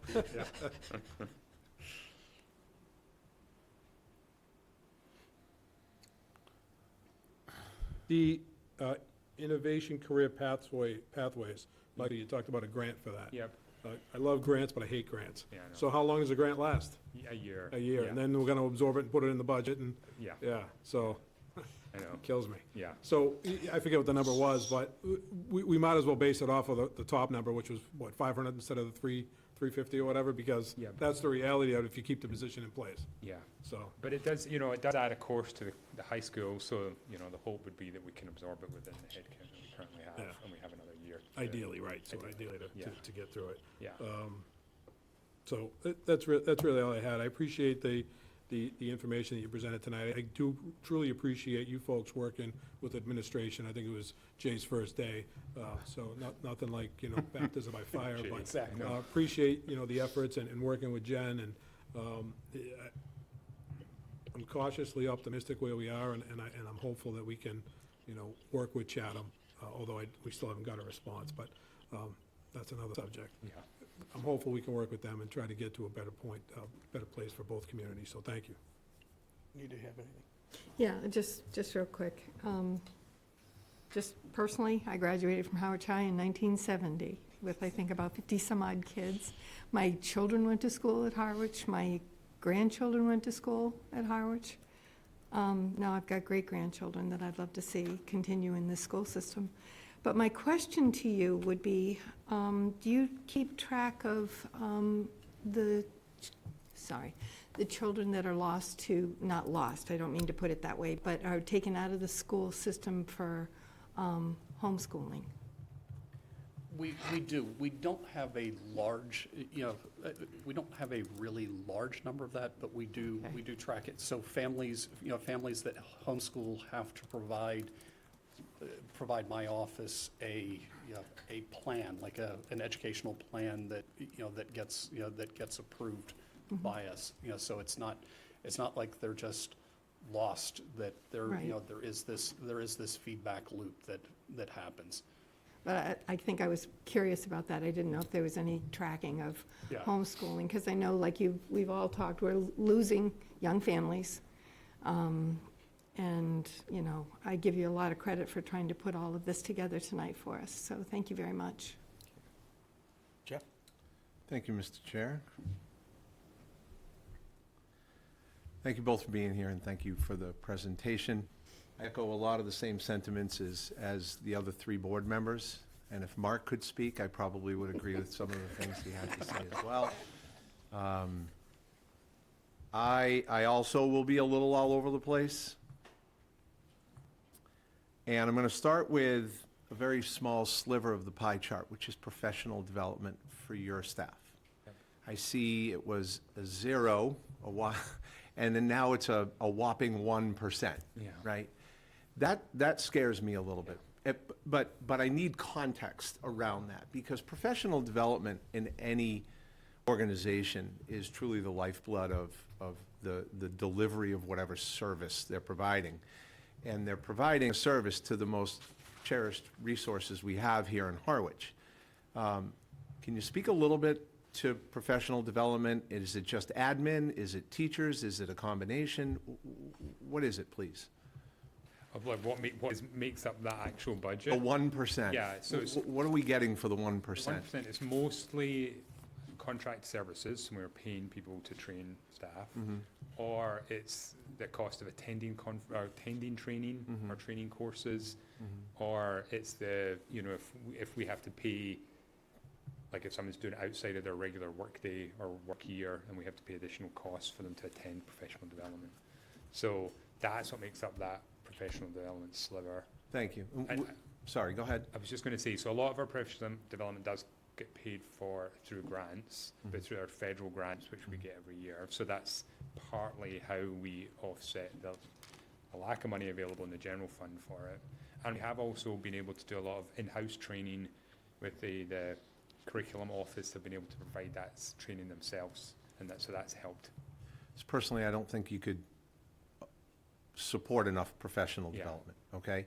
How is our school system in relation to other school systems with respect to the amount of funds that we spend on professional development? I would say, I mean, I don't have those I- exact figures, but We close? we are probably, so two things. One is a lot of districts use their title grants for Right. professional development.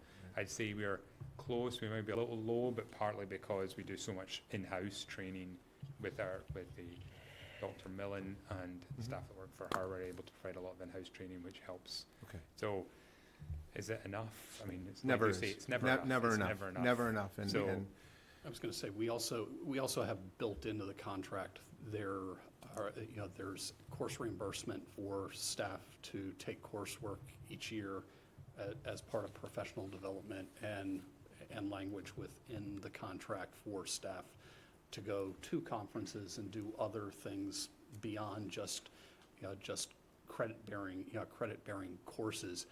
All teachers in Massachusetts, as part of renewing their licensure, every 5 years are having to go, do enough professional development to actually go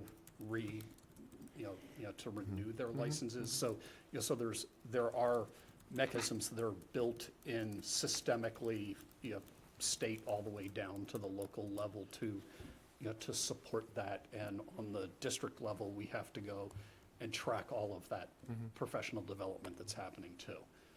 Okay, I know dollars are tight. If there was any way to shift, Yeah. I would love to see that 1% become 2%. Give a little more to the front line. So that's my first comment. I'm certainly sensitive to your first slide, which showed, pride, and it showed reasonable cost. I'm, now that I've been a board member, I've recognized the competitive nature that you all operate under. You know, we only think that our private businesses have a competitive nature. Well, schools certainly are in that same category. And then, your student experience is, for me, of the utmost importance. I also recognize the fact that with a quality school system like the one we have here, property values will remain high. Nobody wants to move to a district that has a substandard school system. So I commend you both for that. I also would like to see us, as you mentioned, Mr. Carpenter, Dr. Carpenter, working in the future with Chatham. I look forward to that beginning. We haven't heard back from Chatham, and I do look forward to that discussion, the next step. I did hear something, and I'm just going to ask you straight out, not to put you on the spot. And my wife says all the time, you hear things that I didn't say or I didn't mean, and she's 99% right. So there's your out right here, okay? You mentioned in the beginning the word celebrate and why we should be celebrating the merger, the Monomoy system. I'm hearing that we should be celebrating the agreement as it sits today. And did I hear that right from you? That meaning the agreement we should be celebrating right now and not looking to change or modify? To be clear, I was saying that we should celebrate, I think, the pride, the pride that families have in their school system relative to when we started. I mean, there were very different conversations when I was coming before the boards 13 years ago. Because, when I first landed here on the Cape, if you were at Harwich High School, you had 3 AP classes, and I'm not that APs. I wasn't in any of them, by the way. There I were, wanted to be. there were 3 AP classes that you could take. If you were at Chatham High School, there were 3 AP classes that you could take, largely the same AP classes. Right. And when we came together, I could look at the tea leaves. Families weren't going to come back if we just offered 4 AP classes. But there were some that were like, well, why don't we just try one at a time? And I'm like, if we just open up a new high school and say, look, here's our program of studies. You've gone from 3 AP classes to 4 AP classes. It wasn't going to change the dynamic. And the reality was we weren't going to see the kids that had already left come back. When I first got here, it was the 4th graders, when I started, that we needed to make sure that those families stayed with us. And they needed to see that the program that was going to be in that high school was worth sticking around for. So we went and started with more than a dozen AP classes and ramped up in 1 year. Through a lot of professional development with our teachers too. Right. And it was little things like that. It was little things like adding sports, to have families not have to go to the neighboring school district to go play that sport or this sport. That has made a difference. It's the international trips that the kids take. It's there's the whole slew of things that really started to change the way families started to see our schools for the 2 towns. That's what I was saying we should celebrate. Okay, and I appreciate that, and I knew I heard it the way I wanted to hear it, and I'm glad and very thankful that you cleared that up. How would your wife have heard it? And I hated those AP kids. I hated those AP kids, but they were necessary. So, and I'll say 2 more things. If I may, Mr. Chair, I think we both have concerns for next year. You've made it very clear that you've chiseled it away about as best as you can. And as Mr. Pekarsky said, or Mr. Howell, or both of them said, the levy limit's the levy limit. So we both have concerns for next year. I also have concerns for this year. FinCom has not, just to make sure I understand, FinCom hasn't weighed in on this, our FinCom? They haven't voted. They haven't voted. This budget. They haven't voted a final. And school committee hasn't voted either. School committee has not either. Okay, so it's all happening. Yeah, FinCom is planning to vote Thursday night following the vote of the school committee Thursday night as well. Okay. Well, at this point, Mr. Chair, I'm just going to let you all know where I stand. I, for one, wouldn't be able to make a vote tonight without, I'm not going to ask. I didn't know if you were, but I'm just stating where I am. And that's all for me. I yield. Thank you.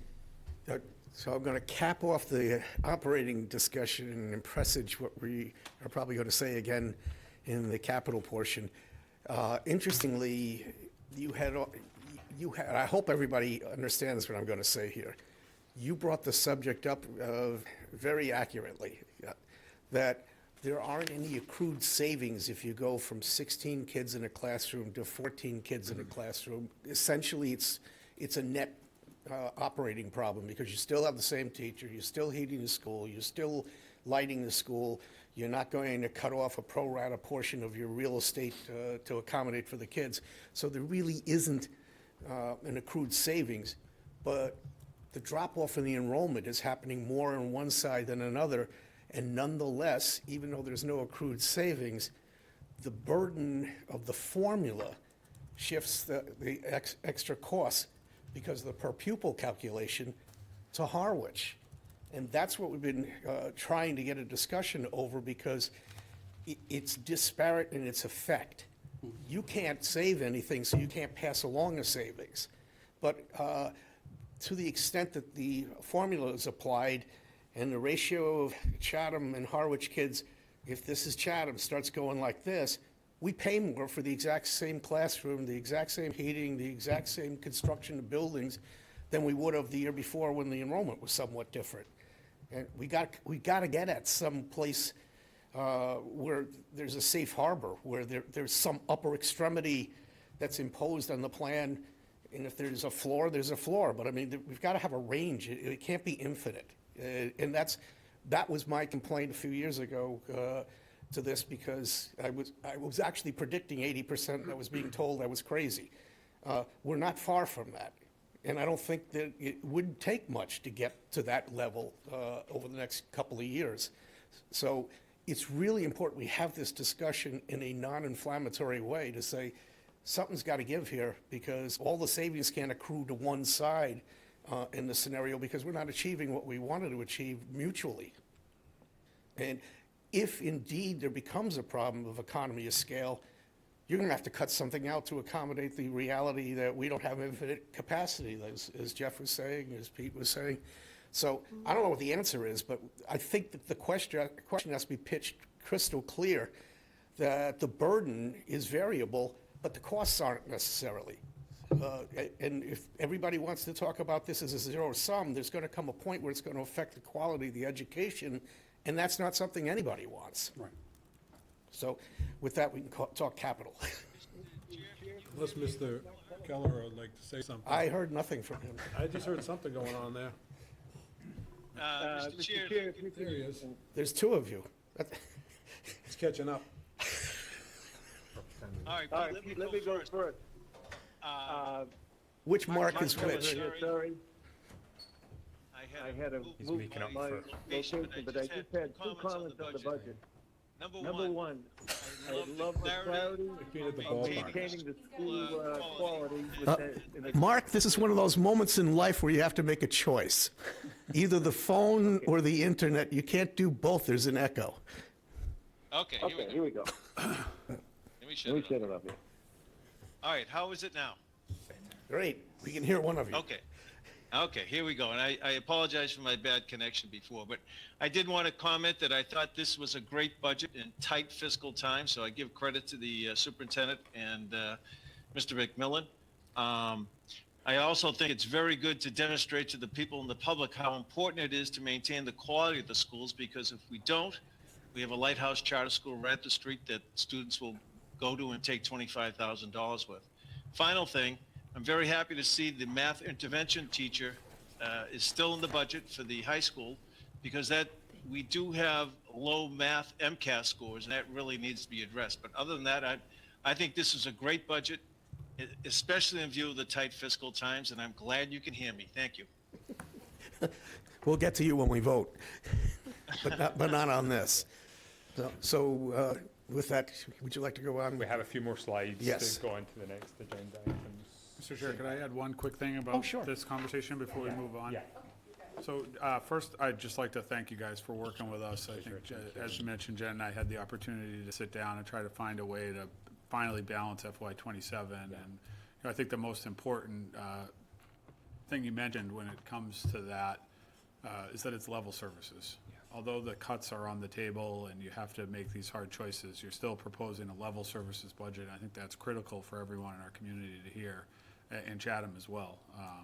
But obviously, there's a lot of concern as it relates to FY '28, and that's a conversation we had in your office, Dr. Carpenter. And one of the things we talked about that I'm hoping the board would be interested in is this summer, putting together a little bit of a fiscal summit with ourselves and the finance committee and representatives from the school to really have a conversation really early on as it relates to FY '28 and trying to look at that point, Jen and I will have had the opportunity to produce a long-range fiscal plan, financial plan. So we'll kind of have an idea what '28 is going to look like. And before they get into the budget process, you referenced that you had those conversations in Chatham and they had helped guide the budget process a little more robustly. So I'm hoping that's something that we can all do together, maybe sometime in July or August, to sit down and kind of frame the budget early on. Only if Dr. Carpenter joins. Hey, I'll be available any rainy day. Incredibly, Mr. Town Administrator, we actually moved up our timeline this year I know. months ahead of where we were in the tried so past. hard, I know. We did talk about it in August, I believe, and then had the discussion about, hello Meredith, and had the discussion that we were going to be in conversations from the early fall on, so we agree. My guess is we'll probably still be sitting in the same place a year from now at the end of the day, but at least we'll be able to sit down over the summer outside of the pressure of the budget season and just have a higher level conversation. It is my hope that we can also talk to the town of Chatham after both of our respective town meetings so that we don't waste any time saying, well, we're in our budget cycle now, so we can't talk. Yeah, I think ideally Chatham would be at the table as well, but if Yes. it's one bridge too far, at least if we could all sit together, I think it would be helpful. We're about ready to go to Capitol now. All right. Right on, Mr. Okay. I'll be We super waited quick. for you. I did have another couple of slides about the assessments. They've gone. I didn't see them. And just to highlight the impact, so it's a few years ago now, but the change in the assessments whereby each town is responsible for its elementary school continues to impact. It means that the town of Harwich pays less than it might otherwise have. All right, and then you can just jump over these. No more red. No more We need red. any more red. Red means bad. You want to jump over these? Yeah, okay, so there's 3 articles in addition to the budget. 2 related to the PEG access and cable funds, and then 1, the middle school roof project. So this is out of order in your agenda, but if it's okay, I'll do the PEG access and cable fund requests first. So the town receives cable franchise fees from the cable companies. And so the district doesn't receive any of those funds. So in the past, the town has been gracious enough to pass on some of those funds to us to help us run Channel 22 at the high school. We have 2 requests for funds. The first is a kind of an outstanding one that we first sort of looked at in FY '25 to help provide equipment so that when the press box is in place, we'll be able to broadcast from record from the press box. It wasn't urgent. The press box isn't there yet, so it wasn't included in the Harwich town meeting that year. Town of Chatham did include it, and they voted on it. But as I say, there was no rush because there was no press box, so it's still kind of outstanding. And so that's the first one we're requesting. The total cost is just shy of $180,000, and the assessment to Harwich would be $137,954, and to Chatham $41,603. So we use the same sort of percentage split as if it was part of the budget. So for this, it's foundation enrollment, whereas it's capital. And then the second, shall I go into the second request, or kind of something? And the second Unless request. anybody has any questions in the first. And then the second request is, we're trying to just get, because rather than coming to you with big requests every 4, 5, or 6 years, we're trying to get into kind of a continual, like just replacing our equipment. So I've asked the TV manager to come up with a 5-year or a 3 or 4 or 5-year plan for equipment replacement. And so this is the first year of that. So the total cost is $61,000, and the assessment, now the portion for Harwich is $47,139. And again, those are from the PEG access funds. Michael, I don't want to throw a wet blanket over this whole discussion, but I've had this discussion with our station manager even before Yeah. Jamie. Just to talk about the reality of it is that cable is dying a not too slow death. But if you try to get out of your cable bill, it's not easy. No, I get that, but I mean, the whole idea of it not being a competitive industry and it being under the public utilities and that they have to give some conscience money in order to have franchises in individual towns only exists to the extent that they have a robust customer base. But if everybody starts going to apps and and wireless companies start offering internet services so that you can't even have the cable give you that, I can't imagine it's going to be very long before they start making the argument of what are we giving all these towns money for because we're awash in red ink ourselves. Yeah, I mean, you're not wrong. So, sorry. But for this year, Let's see what Mark thinks. Just stay right here right now. and then shall I go into the? Don't let me stop you. So then, so the next one is the MSBA roof project. The Monomoy Regional Middle School roof project. So as you know, we are days away from starting the project to replace the siding and windows at the middle school, which is very exciting. We've got fences up for construction to start, and it's going to start March 30th. So not long. We're very excited for that to begin. The next phase in this renovation of the middle school is replacement of the roof, and we have been reminded how critical that project is over the last month or so, first with the snow on top of the roof and now with the rain we've had. There's water dripping into the building, and while we are kind of constantly replacing that, it's a constant repairing that, it's a constant battle. So we're very pleased that we've made this kind of preemptive strike, and we've been accepted into the Massachusetts School Building Authority's program to replace that roof. We've done the first step of the project, which is developing the budget and doing the feasibility study, which has been completed, and that's developed at a total project budget of $11,801,239. And of that, the district would receive a maximum facilities grant of just shy of $4 million, even 7.8 to the district, for which the district would borrow. So that project so let me just show you quickly. The project involves replacing the whole entire roof, the flat part of the roof here, which you can see in white, and then also the sloped parts of the roof, which you can see in the darker color here. So the project would involve what you'd expect, and demolishing what's there, and installing a new roof, modified bitumen roof assembly in all the flat locations, and then replacing skylights, removing and replacing mechanical equipment or reinstalling mechanical equipment. And this project would take place next summer. So this summer, we're finishing the siding. Next year, it would be the roof. Can I ask you one question before you go beyond that? Yeah. There's a portion of this that's metal. Yes. And do you know what the increment is between that and asphalt? Or?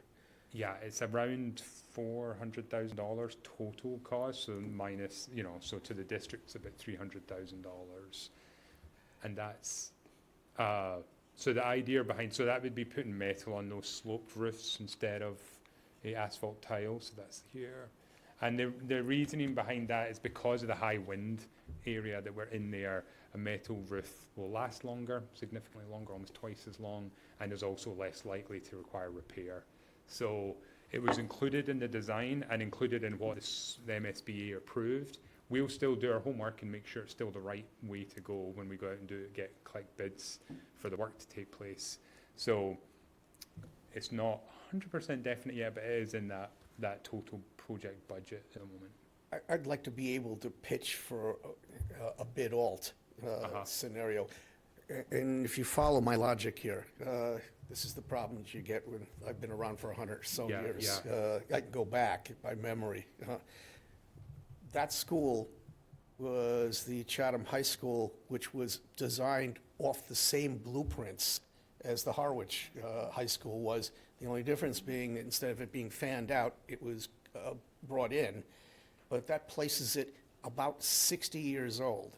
I know it was rebuilt in the 90s so that it be repurposed again as a school, but the bones of it are still 60 years old. If you're looking for something as a roof material that you're projecting out that would be valuable to us because it's going to give us 50 years, that would make it 110 years old. I'm not sure if that's a viable projection for a capital asset.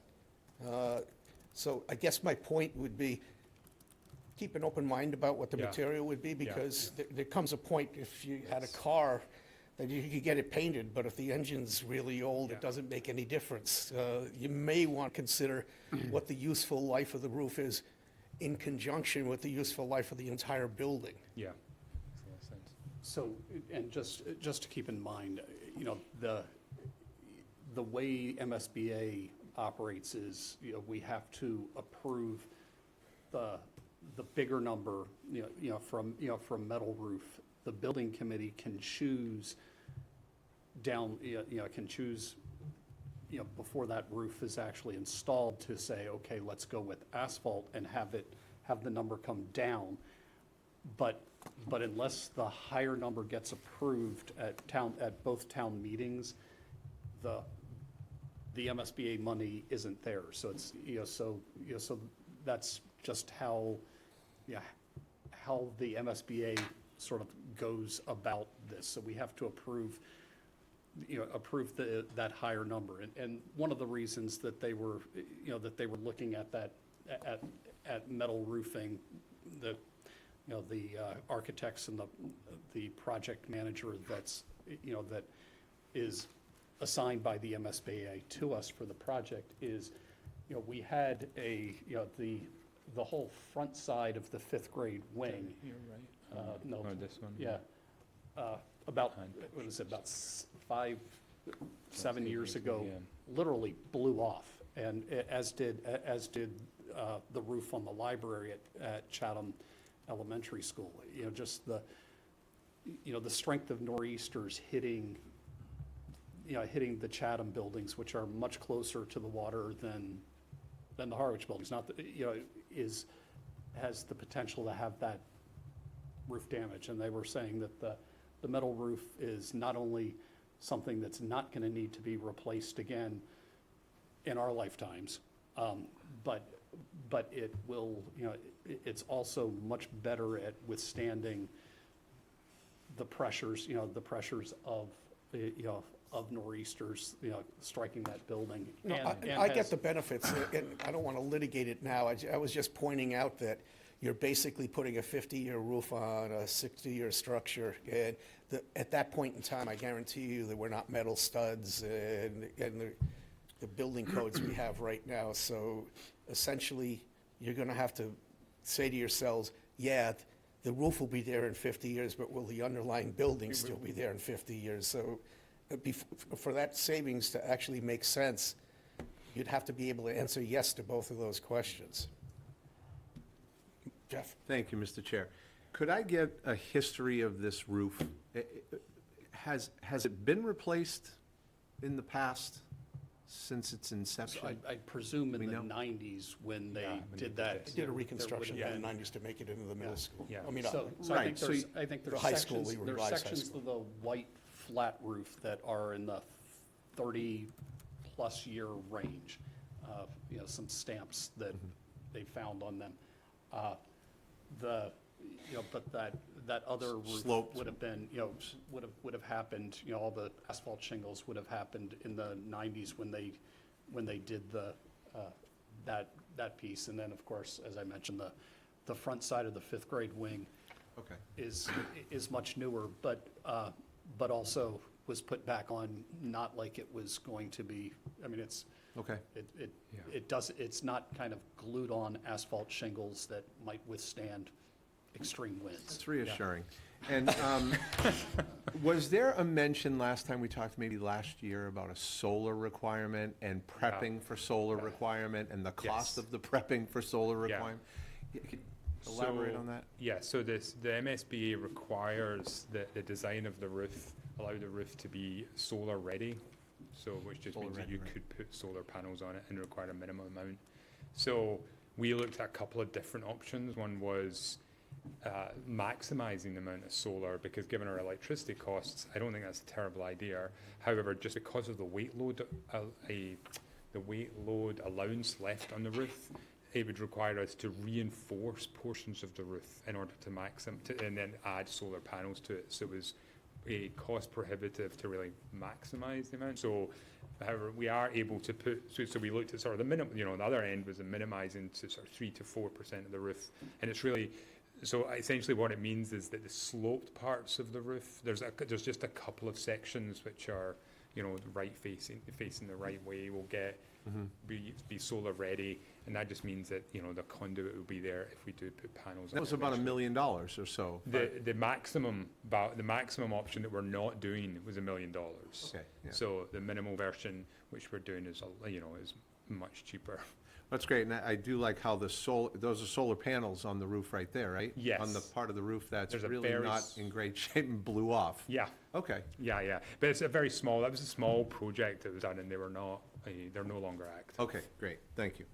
And the metal roofing Well, would so, allow, yeah. would allow them, Easier. would allow the school Yeah. district to put on solar panels if that was cost-effective in the future. It doesn't involve penetrating through, they literally clip onto the metal roofing structure, so it's sort of a better way to go about it. All right, thank you. If you could just pass that along to the building committee, we'd appreciate it. Well heard, yeah. And then I did sort of run the numbers we have had our financial advisors prepare 25-year debt schedules, assuming that the maximum does include contingency and so on, so I don't want to say anything, but it may be less than that. But we have done our debt schedule based on the maximum project cost and the maximum grant, and assumed 4.5%. The first interest payment won't be until FY28, so it's not even in the FY27 budget at the moment, because the first costs won't be felt until FY28, and the first principal payment in FY29. Of course, the actual cost will depend on the final project costs, interest rate, and so on. So using those numbers, I sort of attempted to estimate the impact on each town. So just a reminder, the only way it impacts the town is through the assessment. So it's already included. When you get the assessment figure, all this will have been taken into account already. This is not in addition to the assessment. However, it will be a significant portion of the assessment, just like the high school debt is now. So the total principal would be 7.8 million, and I used the current foundation enrollment figures, the current 3-year average foundation enrollment. As you know, when we went through this with the siding, it gets recalculated every year as the foundation enrollment changes.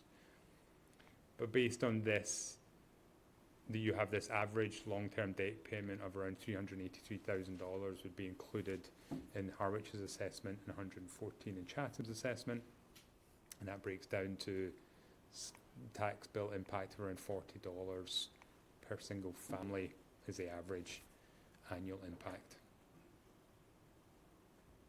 And that's it. Of course, it's just to cap that off. I could see it behind your eyes, Don. Just to cap that off, because, again, this is marching in tandem with the operating budget. It's not as if the Chatham children are restricted to 22% of the square footage of the building. So when you are doing capital improvements, it's hard to make the argument that that should be pro rata also, because there is no way to ration out electricity, operating costs, siding, roof. You need a building. You're not going to teach them in the parking lot. So, I mean, everybody should probably be sharing equally in the capital part of this. I'm not speaking to you, but this is being recorded. All right, and that's it. Questions? We're not going to, as I said, we're not going to vote on it tonight. There's a lot to discuss, but you have our personal thanks for Keller has his working the, yeah, well, which one of them? What's the talk? I see his hand. In just a second, Mr. Keller. As Jay said to you, very appreciative of your meeting with Jen. Oh, yeah, pleasure. And being able to, and working with Tony originally Yeah. on this, because it's been kind of a slog. You and I've had discussions Yeah. too. It's not just what you need, it's what we can afford to give you. So we appreciate your working with us over this period of time. And Jay's right, probably on May 5th, we're going to start talking about the budget right away. Thanks. Thank you very much. Mark? Okay, thanks, Mike. Just one thing I wanted to mention is an asphalt roof can last for about 25 years. If you look at the enrollment trends of the middle schools, in 25 years, I question if that school may be consolidated into the high school. So that's something to keep in mind. Also, to Scott's idea that the roof blew up in the slope roof area before, I did hear at the school building committee that you can require different nailing patterns to overcompensate for the fact that that's in a high wind zone. Final point I'd like to say is, we're looking at least for the town of Harwich, an additional $300,000 in terms of debt. I think it's very telling that, at least at this point in time, after 2 months, we have not heard from the Chatham Select Board. So I just question if we're going to get to some capital cost sharing, and if we're not, I think we need to be conservative and go with the lower cost roof alternative. Thank you. Thank you, Mark. And thanks for coming tonight. Thank you, folks over there.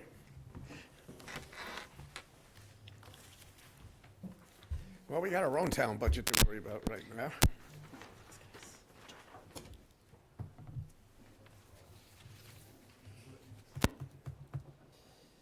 All right, the update on the town meeting and budget timeline. We already know what the budget timeline is. Yeah, we're doing pretty good as far as the budget timeline goes. The only item to address is if there's any concerns around the numbering that was proposed on the articles. I'd like, owing to the time of night, I'd like to discuss that next week. I know we have a hard deadline for printing this, but That's good. I will say one thing, and Jeff and I spoke about it earlier. The comprehensive plan is not being pushed back anywhere. It's on first night. There's at least 14 articles that have to come before it, like funding the school or budgets. So it's coming rather early in the process, as it should, because we want the maximum number of people in the town to buy into this. We could diddle around a little bit, but I would encourage everybody to kind of work off the draft plan that you had and be ready next week if you've got one or two items, but I really don't want to pull the whole thing apart and start all over again, because we're pretty close to the finish I line. think we're in a pretty good spot, so if there's one or two tweaks, we can absorb that pretty quickly. Otherwise, I think the numbering makes sense. Okay, now, can we talk about the budget? I mean, because the budget's not going to change. No, I mean, I understand it's late, Mr. Yeah, Chair, but so- I'd kind of like to be able to get I've talked to all the members about this. I'd like to get as much as we can get done in this meeting as we possibly can. We can do this because, pretty quick. How yeah, about that? putting it off until next week is not helpful anyway. All right, yeah, I'll move pretty quick. Take your time, Jay. Take All your right. time.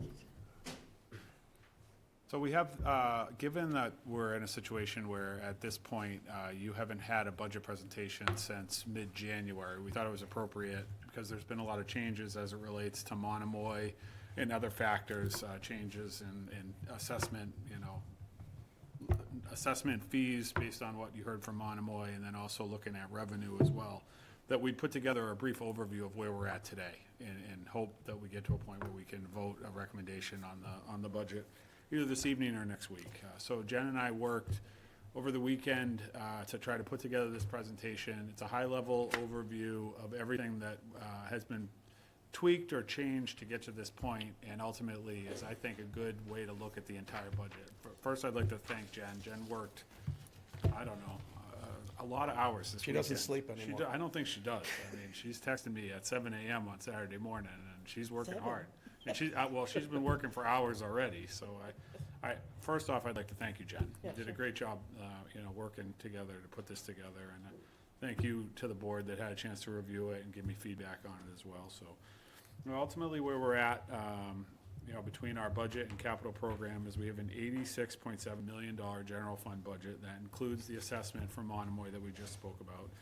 We're looking at revenue growth of just over 4%.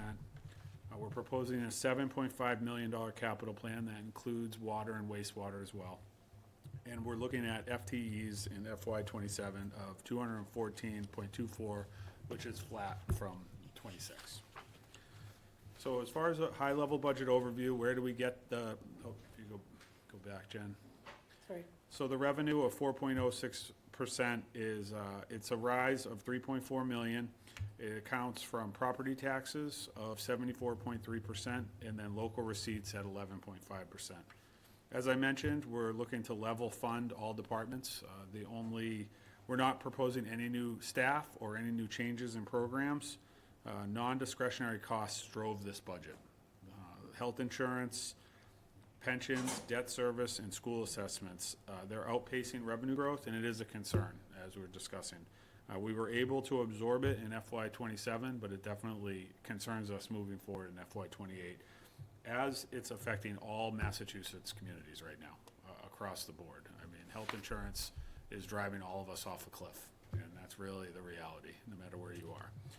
We're fortunate in this budget that we've settled 8 of our 8 collective bargaining agreements, with the caveat that HEA was just settled very recently, and we carried all of the FY27 HEA adjustments are still in the wage adjustment line item in FY27 and will be moved over in a timely fashion. But for now, all of the HEA money sits in wage adjustments. So when you see that, that's what that makes up.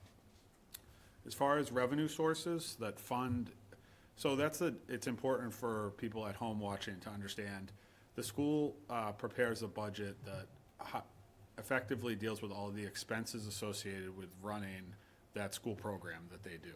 And we do the same thing on the municipal side, but then we have the higher level complication of we have to figure out the revenue and estimate the revenue to pay for both the school assessment and the town assessment. And that's a challenging proposition, especially when you're looking at a year away and you're dealing with local aid and local receipts that change fluidly all the time. So we look at how we're going to fund the budget, the school budget and the town budget, and we look at historical trends. Ultimately, when we look at 26 versus 27, I think there's some important, really, really strong highlights for Harwich to identify here.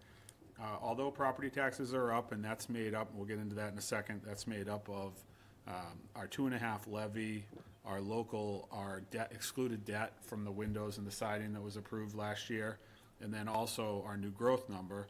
We also have increases in local receipts based on some of the new fees, and we'll get into all of this as quickly as possible. And then building permits as well, and other fees that you've approved.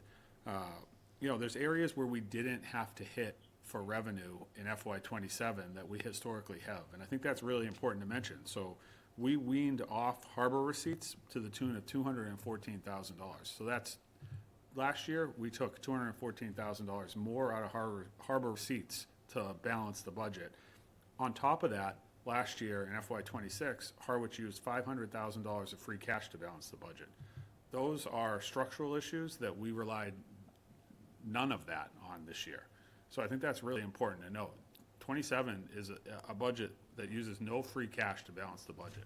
And that's historically been something Harwich has done for the last few years. So it's important to note.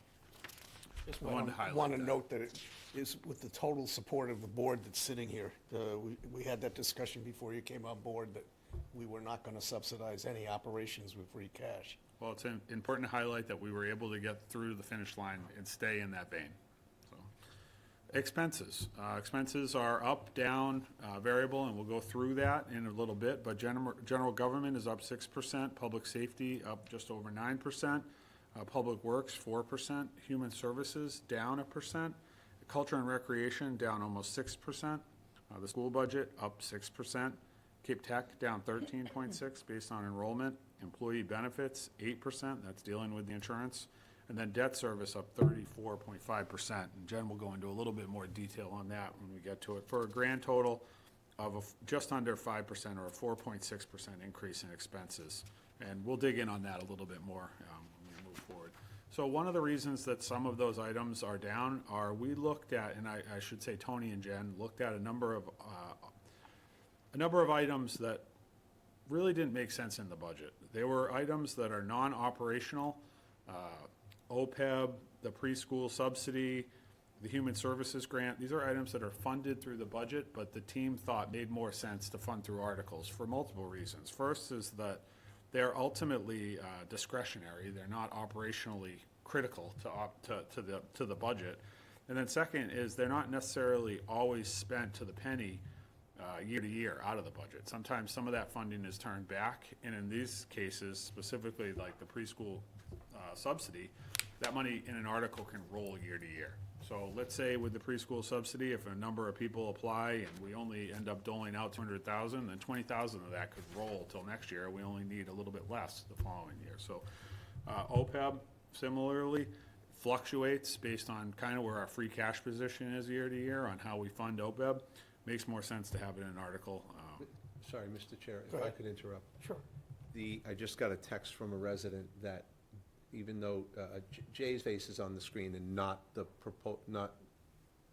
Okay. is there a way, Jamie, to get what we see on this screen, on the screen for the public at home? Does your contact have a problem with Jay's face? I will address that after the meeting. Mr. Hamler, some slides don't transit very well to the Understood. public, so I'm kind of picking and choosing which ones to. That's excellent, thank you. Thank you, I Don't take it personally, Jay. yeah. Yeah, it's okay with me. I'd rather them look at the slide. Thank So, so those are some of the items that I think that, we have specific articles that we'll go through tonight where you see that free cash is being proposed to use what we would call non-operating items. And these are some of those items that we discussed. Notable changes in the expenses that are important to highlight. Like I said, we cut the OPEB line out of the budget and funded it through free cash in an article. The reserve fund, we were able to get to a point with the final proposed budget where we have a reserve fund that jumped from 125,000 to 250,000. What we'd like to start using the reserve fund for is more appropriate uses, where department heads feel that they don't necessarily need to hoard money in their budgets, not to say they do, but that they don't feel like they need to hoard money in their budgets because the reserve fund is a tool, a strong tool that we can use as a community to deal with things that come up during the year. And then also, it's hard to do that when you only have $125,000 in it. So when you can create a reserve fund that actually has a fairly sizable mechanism to deal with an emergency like a blizzard that we just dealt with, it's a better tool. So we were able to fund the reserve fund to a higher, more appropriate amount. Admin expenses dropped. Before you go beyond Yep. that, because we've had some discussions amongst ourselves before your arrival. In prior years recently, the system kind of got skewed in an odd direction, where we were doing reconciliations and budget transfers in June in large scale, which I don't think anybody on this board really supports. And I'm saying it because the Finance Committee Chair is here. We really feel it's more properly vested in the Finance Committee, where they can ascertain the validity of a request to replenish something on a case-by-case basis, instead of us reconciling everything at the end of the year and finance not being involved at all. So the plan is, we give you more money so that you have more authority for the plan, so that we don't get to a point where June has this massive amount of money going everywhere, and we just have to bless it, which I don't think is a good plan. Agreed. Yeah, so we were able to fund it up to 250,000. Jen, if you want to jump in. I just wanted to add that, the way that past practice was here is not super statutorily compliant either, so it's not the way I choose And to. I'd not say we weren't happy with it. Yeah, I don't want to handle things that way either. One thing that I will say in conjunction with, being more involved with the FinCom, which we've talked about a lot. I've been there and kind of talked through a lot of this. It's the way it should be, but, I suspect we'll still have year-end transfers, but with the me here, you're gonna see them spread out, you're gonna see them more sporadically from that May 1st through July 15th timeframe that we're eligible to do those. And they'll be a little bit more strategically discussed and planned and not a one and done dump. No, I just wanted to highlight that for the folks out in the audience too, because I know the Finance Committee has been asking, what, 4 or 5 years now to have more money so that they could make that decision, as they should, because they're part of the Yep. team. So we're correcting a prior sin. We're really happy we were able to get to a point where we could fund them at 250, and I think it's an appropriate use of the reserve fund. So, like I said, there's items that we took out of the budget, like the preschool subsidy, and thus the drop in admin expenses associated with some of the human services stuff.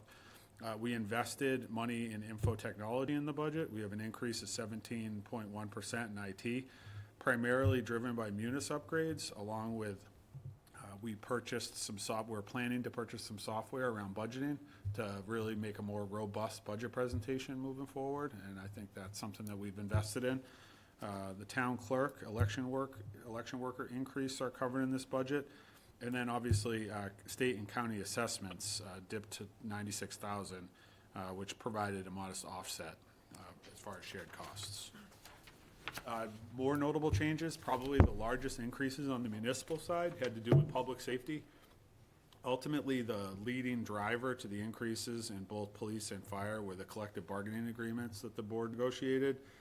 Salary and wages increase in FY '27 and on the police side to 13% from the collective bargaining agreement. We have 26 patrol officers and 5 dispatchers will be able to retain full staffing in FY '27. And Chief Considine wanted me to highlight the fact that although expenses are up 4.9%, that is primarily driven by the 3-year heart testing that was approved for all staff. If it wasn't for the heart testing increase in the budget, the expense line items would be a 0 flat from FY '26. So that was really the only change. On the fire side, salaries and wages are up 9.4%. We're able to keep shift strength at 9 with minimum coverage of 8 with 40 total staff members. This is based on an increase in operational costs along with call volume. And we're also able to put some additional funding. So the board negotiated a new contract with Chief LeBlanc where he's going to take over EM, emergency management. Well, he came to us after the storm and said there's some issues associated with EM. And we need to do some different things as far as like staffing the shelter and being prepared for sheltering in the future. So we were able to put a modest amount of money, additional $17,000 in the EM budget so that we're actually able to move the needle on emergency management in Harwich in FY '27.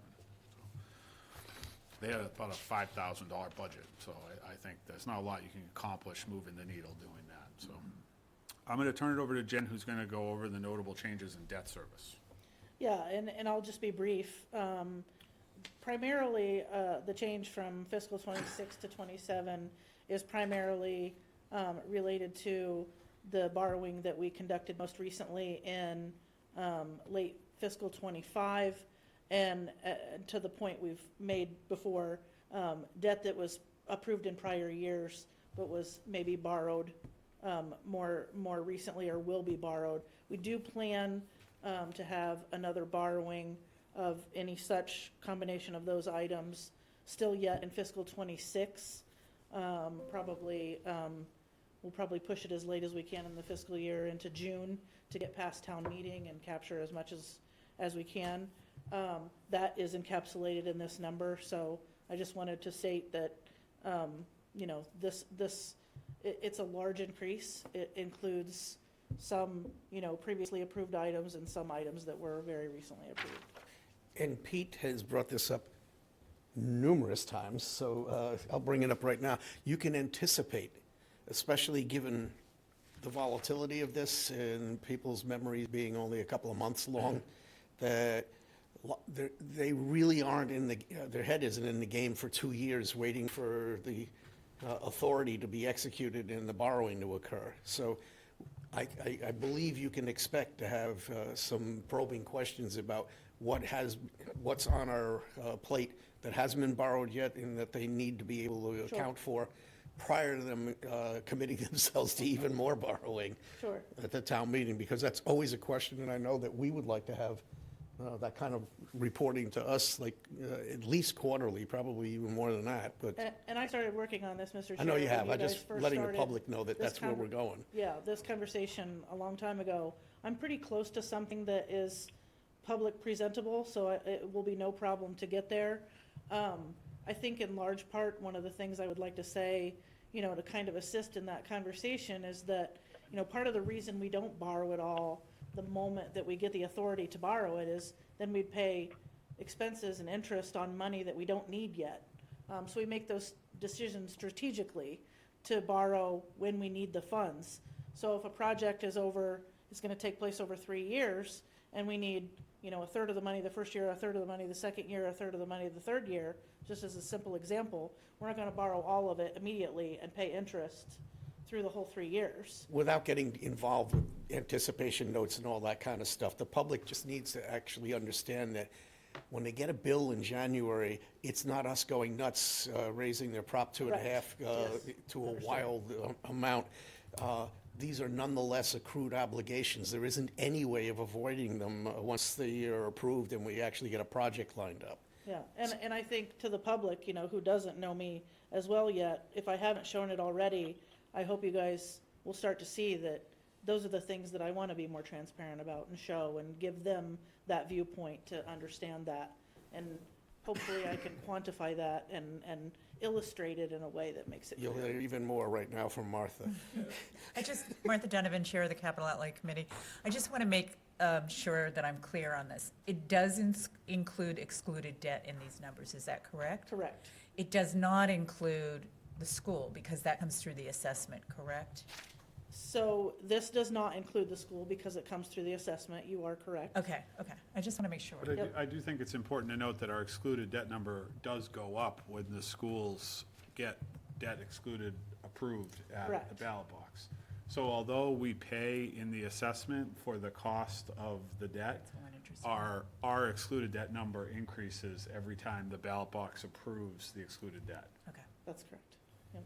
Which is important because that, that funding that he highlights, what was highlighted as the difference between the 5.9 and the 6.3, that difference, that 0.4%, although we have to pay for it in the assessment, our excluded debt went up to cover that, so. But again, I'm coming from the perspective of, doesn't matter whether it's coming out of somebody's left pocket or their right pocket because it's a borrowing or it's an operation expense. It only matters that, wow, look at my tax bill, it's going way up. Right. And in part, it's because it's a self-inflicted wound and people need to understand that there is a lapse period. It's a year and a half, 2 years. And their memories aren't going back to town meetings, unfortunately. But the people that we owe money to, for sure, track that stuff. So it's almost real money. It is. Is what I'm getting at. Yeah, it is real money.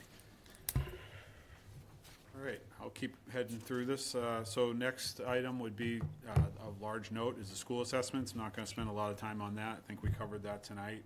Monomoy is up 6.3%. Cape Tech is down 13.6%. And that is reflected by lower enrollment from Harwich students. Their program is still at full capacity, but we have less kids going there than we did last year. So then we get into how we balance the budget, and ultimately that is a conversation that this board's played out a lot over the last few months around local receipts and fees.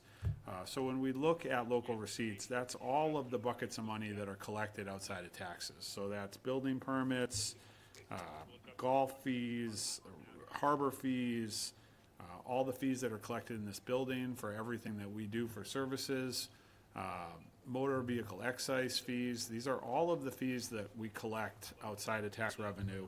And we have to estimate what we think those are going to be for FY27. Well, we're currently in calendar year 2026 and still halfway through the 2026 budget. So it's a challenge, and Harwich has done it very conservatively over the last few years, and it's paid off. And the biggest change between 26 and 27 is the hard work that this board and the department heads have done over the last bunch of months approving fees and taking hard looks at all of the fees for the departments. So what we did, we have a number of 19.076 in local receipts estimated for FY '27. I'm gonna tell a story of how we got to that. It's actually 4.1% over our FY '25 actual, or 759,000. Despite the formal actions taken by this board, we didn't account for a majority of that revenue to stay extremely conservative. So we took the baseline, which we would consider, if you move to the next slide, Jen. Oh, I thought I did, sorry, my bad. So what we did is we took the baseline number of the DLS certified local receipts of the 8.316 million, and we applied past practice and conversations that I've had with board members where we looked at 90% of that. So we wiped out 10% of that money, and we got to a 16.4 million number, or 16.5 million. We looked at the approved rate changes that this board's already voted for, and that accounts for 1.65 million. And then we looked at proposed rate drivers, which are historical. We'll go through that as well. That's historical data around like rooms tax, meals tax, things like that. And that accounted for another $926,000 in potential increases for an FY '27 budget of 19.06. But what's important to note is, like I mentioned, if you actually took the actuals for FY '28 or '25 and applied 759,000, that's where we are with the number. So although we cut 10% off, you know, if you just go off the actual for FY '25, it's only $800,000 higher. But we tried to be extremely conservative looking at the 90% rule. So like I said, we started off with 90%. That's gets us to the 16.48 million. And then we added in the approved rate changes, which were solid waste, recreation, ambulance, building permits. That got us up, we added in that number, the 1.6 million. And then we added in the discretionary non-rate items, which are outside of those fees.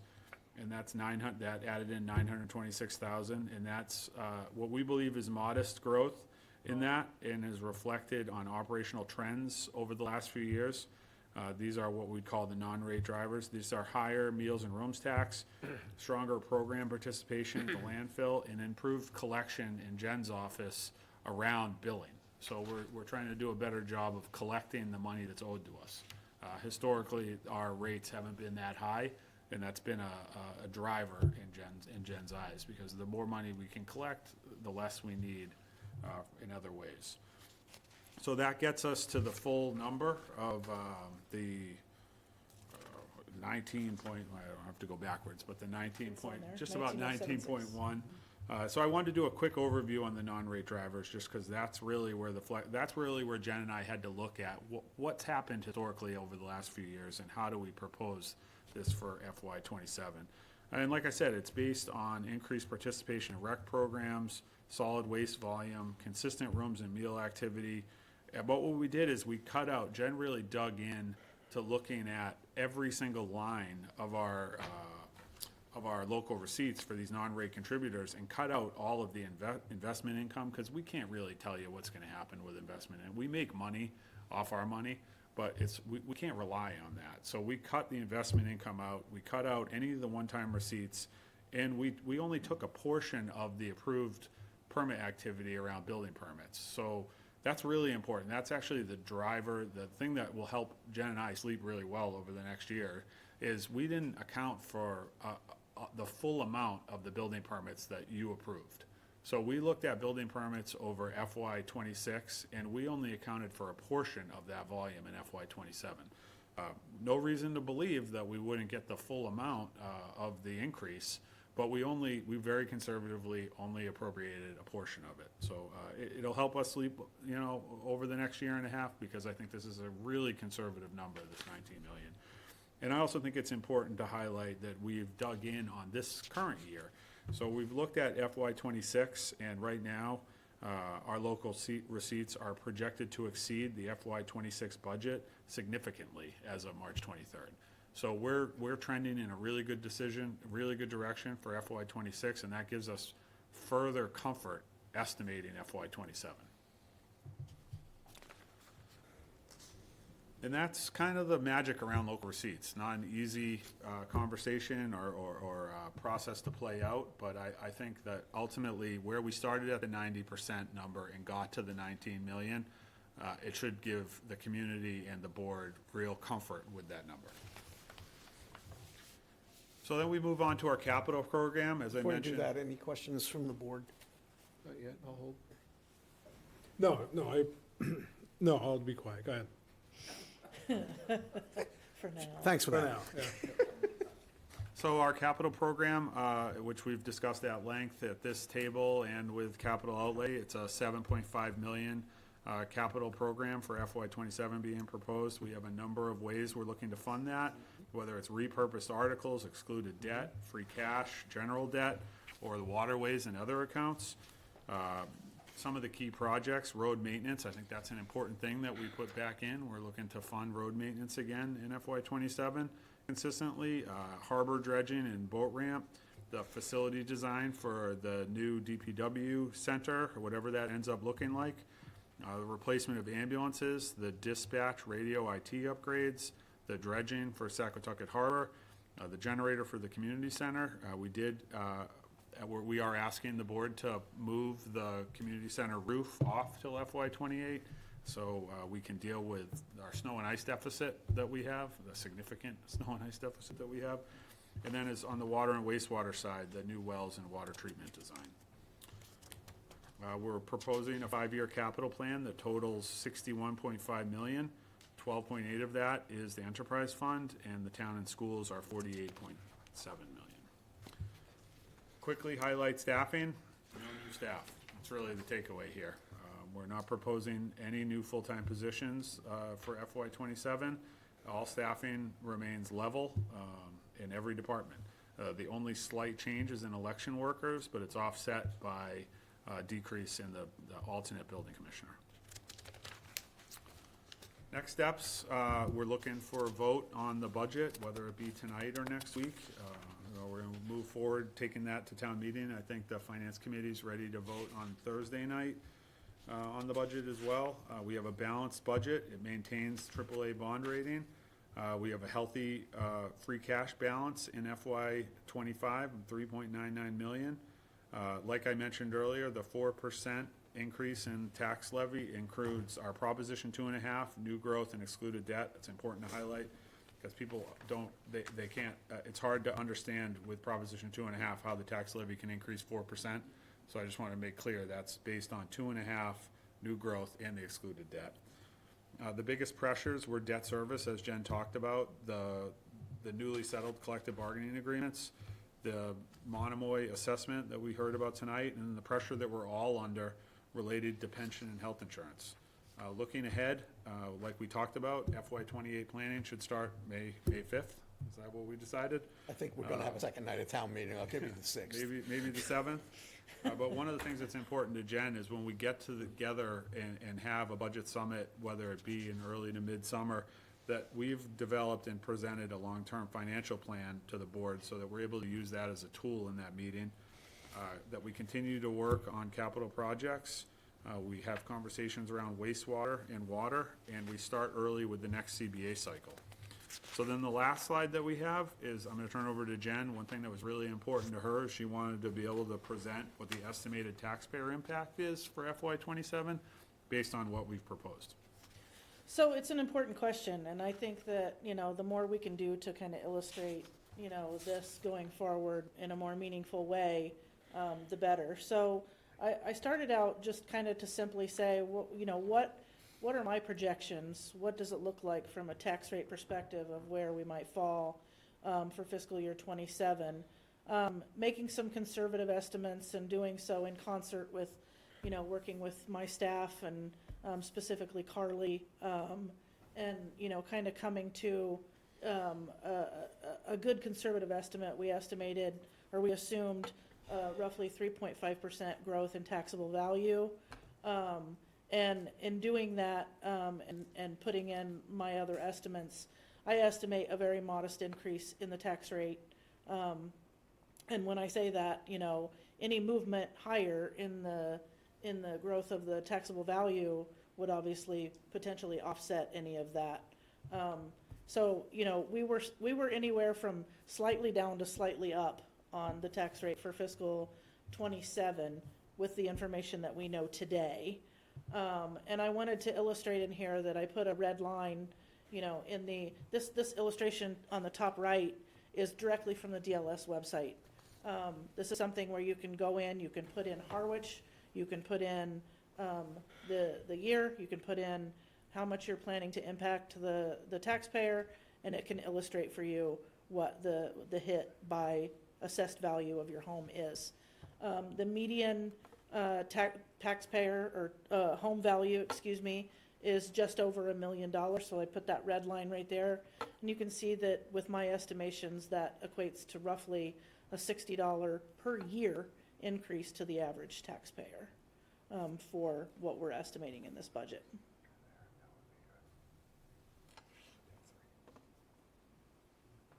And I guess we'll then open it up to questions. Mr. Chair, that's as quick as we can possibly do 33 million. It's not as quick as town meeting gets through approving 33 million. But $782 will take you about an hour. Having said that, Mr. Wazak has been predicting that this median to get to the above million mark for quite some time. I have one comment, and I'm pretty sure that it's shared by a number of the other members, but very appreciative about how everybody was able to pull this together in a very professional way this year and more collaboratively than we have over the last 4 or 5 years. The charter as it currently exists, and I believe the Charter Commission, as they're currently discussing, would have taken the position that this year was identical with some variation of year 2 last year, and that everything graduates up, and then we're adding year 5, which didn't happen because it's more like a capital budget than it is a capital plan. But there's a substantial amount of belief that we need to get back to the other way. Doesn't mean it's locked in. And I've said this numerous times to a lot of people, is like a 2/3 vote may be required to change the sequence or add something or take something away. But Mr. Waste, that goes back a long time too. I can't recall when a compelling case has been put in front of town meeting where it just failed spectacularly. When something is needed, the 2/3 threshold shouldn't be an impediment to that, because it just means that you need to get everybody on the same page. It has flexibility to be changed, but there needs to be, it's not a plan just for the government to understand what it's going to be spending. It's a plan so that the folks who are out paying taxes have some sort of assurance about what the next 4 years are going to look like within certain confines. I mean, it could change to a certain degree, but there was some stability to the projection so that the homeowners knew what they were going to be facing and what was going to be retired and what was going to be brought on. And I'm only saying that to kind of plant the flag in the field now that we're probably going to be pushing much more substantially next year to get back to the way the original plan looked. And if that doesn't work, we'll find out, but it worked probably for 25 or 30 years prior to that. So with that, questions? Comments? Comment, Mr. Chair, I won't go with questions tonight, but I do want to commend both Jen and Jay for putting this together. And Tony. Oh, no, I'm talking about tonight's presentation. Okay. Clearly, I appreciate what Tony has done while he was serving as our interim, or acting, or whatever the hell he was titled. But either way, Tony did a tremendous job. Now, this presentation tonight, I think it was helpful for a lot of people, mainly myself, but I think it helped highlight some areas that could have been of concern to folks, with a rational explanation as to how we got here and how we're approaching this and how we plan to move forward. So again, I want to thank, as Jay said, Jen worked tirelessly over the weekend, so I thank you for that, Jen. And Jay, I know you did plenty too, even though you'll give all the credit away. But again, thank you for your efforts, and thank you for helping someone like me have a better understanding of what it is we're dealing with. So appreciate it. It's probably appropriate to mention, too, that in any given town, it doesn't happen that one person develops the budget, and in any given town, we are all in this together. We have all agreed to premises that were put forward, and we're ready, willing, and able to whatever we vote to approve, to defend it collectively, because it wasn't done separately, it was done as a team. I think that's important for everybody to hear, that this wasn't a one-man show in any respect. Everybody's been supportful of everything. The moment that Jen got in here, she knew that, and we had certain expectations of her, and she's given us everything we could have possibly wanted. And the two-headed town administrator that we've had is the same deal. Very grateful that everybody is pulled together, but at this point, it becomes, just so everyone's clear, it becomes the select board's budget. Correct. That gets presented at town meeting. So we're all in this together. Well, and just to quickly touch on that, Mr. Chair, I think you're spot on, and, it would have been shame on us if we sat here tonight and were surprised by anything that was put before us. We've been part of this process with Tony, with Jen, and now with Jay for months, and we were well aware of what they were using for information and calculations, and again, it doesn't come as a surprise, but to simplify it in the fashion they did tonight was beneficial and helpful. Mark, you got anything? Mark has hung up both the phone and the computer. No, Mr. Chair, I have nothing. Jeff? Thank you, Mr. Chair, and I echo the same sentiments. Spoke with Jen today, I spoke with Jay today about what we were going to be going through tonight. Wildly helpful, both of them, and immediate response. So it's really refreshing. I do have a couple of questions, not going to take long. Back to the free cash uses and other notable budget changes, that slide, if we could go there. Article 12, it doesn't quite correlate to what's in the slide. So that's just a statement. There's some things that were not included in Article 12 that I have in the packet that are on the slide, which is fine. This exceeds the Yeah. Article 12. Absolutely. So brings me to my next question, or my first question, is at town meeting, does the public have the opportunity to carve out certain things from Article 12? Or is it a vote for everything or vote for nothing? We could vote to amend. Yeah, they can vote to We amend. can always vote to amend. They can't add because the Well, you scope of the article would be exceeded. and they- Changing the dollars. Yeah. Right. They can take away. They but can take can't away. add. And to answer the questions on, there's other articles in the warrant that handle like the prior year obligations, the Okay, great. HDCC project. That was my next All these question. items are somewhere else outside of Article 12. Excellent, thank you. And I do have a question regarding the Affordable Housing Stability Fund, $100,000. Has that been in somewhere else? Has that been in the operating I believe budget? so, but I'd have to double check. Okay. We're not proposing something new, so it must have been Understood. funded somewhere. Yeah, I'm just curious to know, I hadn't seen that one before, so. We had that miracle disappearing cell tower money that a prior town finance director said evaporated at midnight when Cinderella went home. That's kind of where I was going with that one. And Yeah, then- okay, but the money doesn't evaporate, that's the point. And then last question, when, I see on reserve fund doubled for FinCom, when did we recommend that? It says here, on reflecting select board recommendation. I can't remember having that conversation. Maybe we did. I guess it was the conversation, is what I was told. Okay, Never voted. okay. I didn't have the conversation. I would, What is it explicitly? what's that? Explicitly, what are you saying? I don't know if I would have voted for that. I would have liked to have seen what they used last year and the year before, or had an understanding of the rationale of why we've gone from, I believe it was 75 to 125, now to 250. That's all. I'm not saying I would or would not have voted for it. I just don't remember having the conversation. We did have a conversation about where who was going to make the decisions to do that, and we did make some comments about prior years that we were kind of out of the loop. We were just handed a lump sum transfer amount and said, bless this, because we got 2 weeks left and the state needs to have an answer. Okay. But you're right, we never actually brought up a number. We did bring up the concept that it was underfunded. And when this conversation started, Jeff, when Tony and I originally talked to the board about raising it to 125, or to 150, or 175, I think is where we started, sorry if the numbers Okay, are yeah. blurry, but when we initially talked to you guys about that, we kind of addressed the way you know, to Mr. Chair's point, how it was a bit of the Wild West of, you know, throwing in this last minute, super Transfers. transfer. Right. To alleviate all the problems that developed all the year.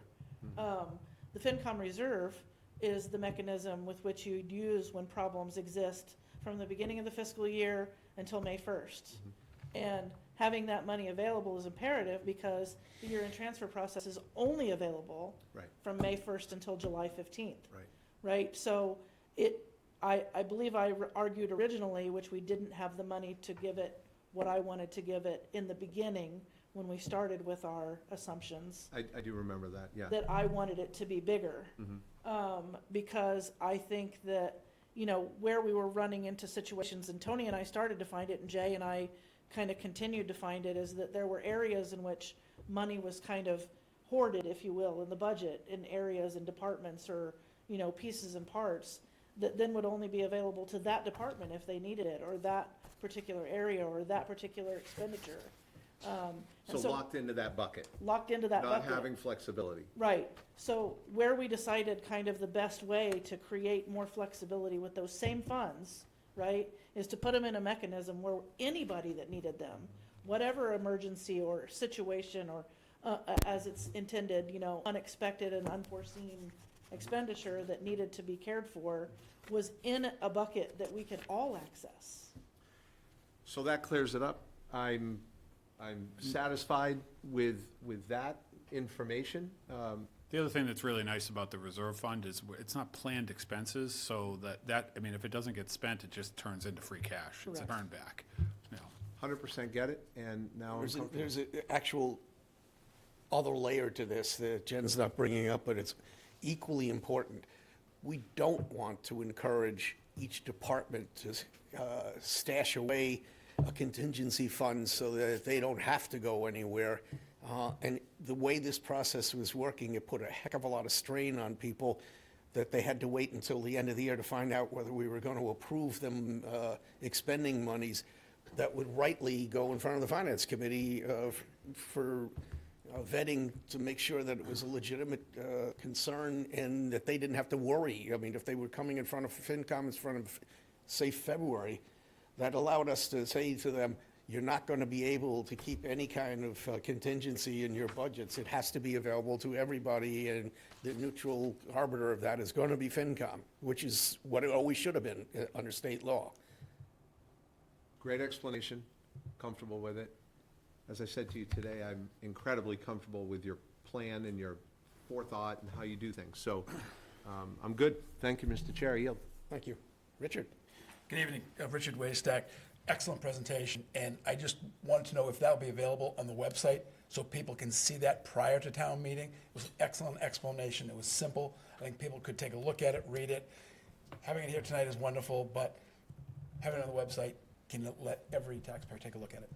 We'll do that. Thank you. Now, there's a reason that I drove you so hard over the summer and that we're getting up against our deadlines here. I'm not sure that we're going to be able to finish the warrant articles, but to the extent that we have the ability to reconsider something, I would like to be able to at least nail down the approval of the budget as presented, because I don't see any variables that could come up, and if they do, we could always amend that by, as I said, Are you moving along to the articles, Mr. Chair?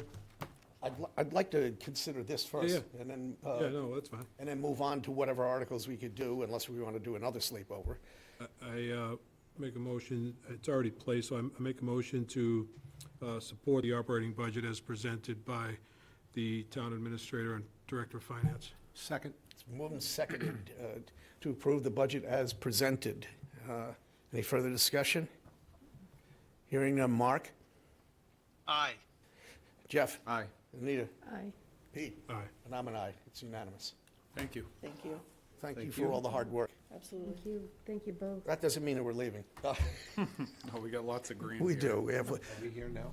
Yeah. yeah, we are. And then there's the petition articles that we said we were going to talk about also. But we're making progress. I mean, if we can wipe this, take some of this out tonight and then some of it next week, then we're Mr. good. Chair, Yes, sir. a motion to place Currently, Article number 5, Monomoy Regional School District Assessment, the Monomoy Middle School roof, the Monomoy Studio PEG Access Funds, and the Monomoy Press Box PEG Access Funds. And you meant the the Monomoy Regional School District Assessment as approved by their board on Thursday. No, this is just a place. You're just placing, okay. So the motion was to do the assessment, the school roof, the PEG access funds in 2 places, Yeah, and for placement. placement. And there was second. Second. Any further discussion? Hearing none, all in favor? Mark? Aye. Jeff? Aye. Anita? Aye. Pete? Aye. And I'm an aye. That's 5-0. Mr. Chair? Yep. Motion to place and support the Cape Cod Regional Tech Assessment as presented by the Superintendent of Cape Tech. Second. Okay, it's been moved and seconded to place and support the Cape Cod Regional Tech Assessment. Any further discussion? Hearing none. Mark? Aye. Jeff? Aye. Anita? Aye. Pete? Aye. And I'm an aye. So it's been moved to place and to support. Don't stop. The motion to place and support the adoption of the capital outlay plan as presented. Where are you here? You could do the free 16. cash, because we did get the article presented. I'm sorry? The presentation that we had showed where free cash was going to be going. I don't know where the hell you are. Oh, Article. up at, Yeah, you blew 11 and past 12. 12. 12. smart ass. And while you're doing that, just let me say, because we never had that discussion while it was being presented, there's things that may seem recurring, and then there are things that are really recurring, that are obligations. And the obligations are your personnel expenses, because those aren't optional. You can't say, I'll skip 27 and I'll move to 28 to support it. The things that were put in the capital, in the free cash category, while we intend to want to do them, like the human services or whatever, there are things that we could diddle with the numbers downward or completely eliminate for 1 year and then say we're coming back and revisiting it again the next year, and we could do that legally. But we have legal obligations to fund contracts and our insurance things. So that's why the things that landed in free cash, though they recur, are not the same kind of recurring expenses. Correct. Mr. Chair? Yes, sir. Motion to support the Water Department budget as presented. Second. Okay, we're still, Number 10. okay, Water Department to place? Nope, it's already placed. Support, okay, yeah, it is. So, all right, to support the Water Department budget, you want to do that and the wastewater, or you want to just? I'm going to take them separate. Okay. Not that I have a problem with them, but Sure. others will want to be All right, separate. any discussion about the Water Department budget? Hearing none, all in favor, Mark? Aye. Jeff? Aye. Anita? Aye. Pete? Aye. And I'm an aye, that's 5-0. Mr. Chair, motion to support the wastewater department budget. Second. Moved and seconded to support the wastewater department budget. Any further discussion? Hearing none, Mark? Aye. Jeff? Aye. Anita? Aye. Pete? Aye. So it's unanimous. I'm going to skip 13 and 14 unless somebody wants to make a motion. We're still not doing the free cash? Yeah, we just did that one. I thought that was the wastewater. All right, so. Number 12. Number 12. I guess I already tracked it, but miscellaneous. So you voted for it Yep, entirely? exactly. Motion to support the miscellaneous funds funded from free cash, miscellaneous items. I'll second for a quick question. Okay, it's been moved and seconded. I understand we can't add to it once it's been placed and supported. can- Or we can reopen an ad if we wanted to? We can, because it really all depends on the motion that's made at town meeting floor, but we have to do a reconsideration vote if that happens. We could pull it out and do that. Okay. But- My point is if we're But the not- public can't, because the public needs to be on notice in a public meeting, like Correct. town meeting, that if they don't feel compelled to show up because something's not being discussed, and then all of a sudden it gets discussed, Right. It's contrary to the open meeting law. As I'm just saying, between now and then, if something were to arise that If we would catastrophe identify. breaks out, then we can Okay, thank you. Then discuss. second, Or if you want to pull something? not, pull's easy, adds harder. Sure is. I'll pull on town meeting floor if I want. Mark, you got anything on this? No, all set. Okay. So is that the whole discussion? Okay, all in favor, Mark? Aye. Jeff? Aye. Anita? Aye. Pete? Aye. I'm an aye, that's 5-0. I'm going to skip to 16. Motion to adopt and support the, to place and support the adoption of the capital outlay plan. Second? To place and And support. support. Okay. We'll move to place and support the adopted capital plan. Any further discussion? Hearing none, all in favor, Mark? Aye. Jeff? Aye. Anita? Aye. Pete? Aye. And I'm an aye, that's 5-0. Does any member of the board wish for me to remove any of the capital funding requests? Otherwise, I'm going to read them all. This would be anyone's chance to say that they want them voted separately. Pete, Because I'd like to vote the harbor boat separately if Yep. I could. Gotcha. somehow I figured that would happen. Anything else? Anybody else? No. All right, hearing none. A motion to support, to place and support currently number 17, capital funding, funding from general debt.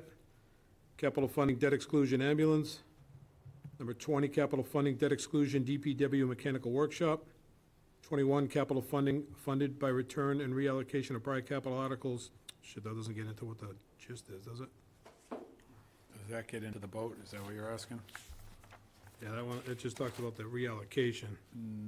Carve that one out, Pete, Sure. please. Forget, No boat there. all right, we're gonna skip that. 22, capital funding.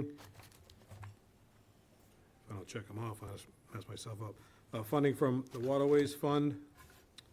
Shit, but what is it? It's not the boat. No, but I still wanna say what they are in the, Okay, that's the Saquotucket Harbor, the vehicle, and, oh no, it was a portion of the boat, so you gotta pull that one too. 21, 22. 22. Which boat? There's two boats. This is the, replace the whaler, the 16-foot. All right, so we can leave that one. That's, leave that. yeah, Jen, that's this is out gonna be in real Long easy Pond, for you to isn't it? follow along. Yeah, 22, approve. All right, let's just stop there. I'm gonna backtrack. 17, capital funding, and what's 17 for? Do we have that one? Yep.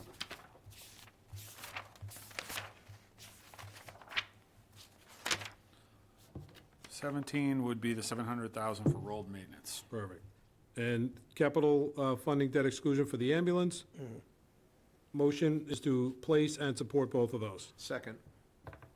Okay, I see we're paring this down. Yeah. We were all over the Any place. further discussion? 17 and 18. 17 and 18. 17 and 18 are what we're voting on. Any further discussion? Hearing none. Mark? Aye. Jeff? Aye. Anita? Aye. Pete? Aye. And I'm an aye, 5-0. All right, motion for number 19, to place and support capital funding debt exclusion for the harbor boat.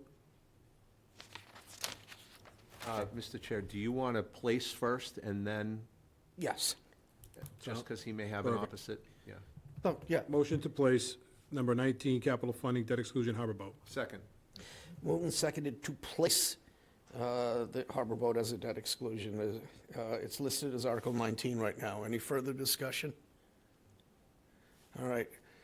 All in favor? Mark? Aye. Jeff? Aye. Anita? Aye. Pete? Aye. And I'm an aye. So that's 5-0 to place. Mr. Chair, motion to support capital, number 19, capital funding debt exclusion for the harbor boat. Second. It's moved and seconded to support the debt exclusion for the harbor boat. Any further discussion? I think Mark has mentioned this a few times, so we'll ride with his prior comments. All in favor, so, Mark? No. Okay. Jeff? Aye. Anita? Aye. Pete? Aye. And I'm an aye, so it's 4-1. Mr. Chair, motion to place and support number 20, capital funding debt exclusion for the DPW mechanical workshop. Second. It's moved and seconded. The only discussion I want to have is, I believe there's been a discussion about the prospect of doing one building versus 3 buildings, but voting in favor of this doesn't lock you into 3 buildings and no discussion whatsoever in the future. We can have that discussion later on if that becomes Correct. something we want to do.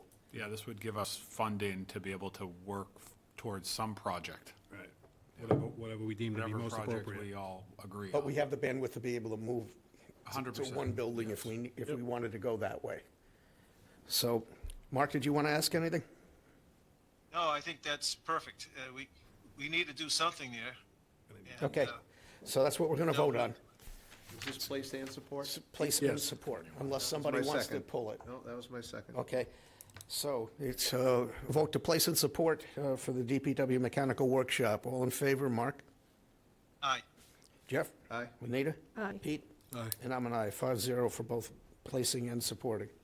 Motion to place and support capital funding, which is going to be funded by return of reallocation of prior capital articles, which include The new projects or the old projects? new. The new projects are the community center basketball hoops for 49,000, partial funding of the community center generator for 168, partial funding for the replacement of the cruisers, the 2 cruisers, 22,000, Saquatucket dredging, bulkhead dredging, 175, and water wastewater funding for a new well and water treatment plant update.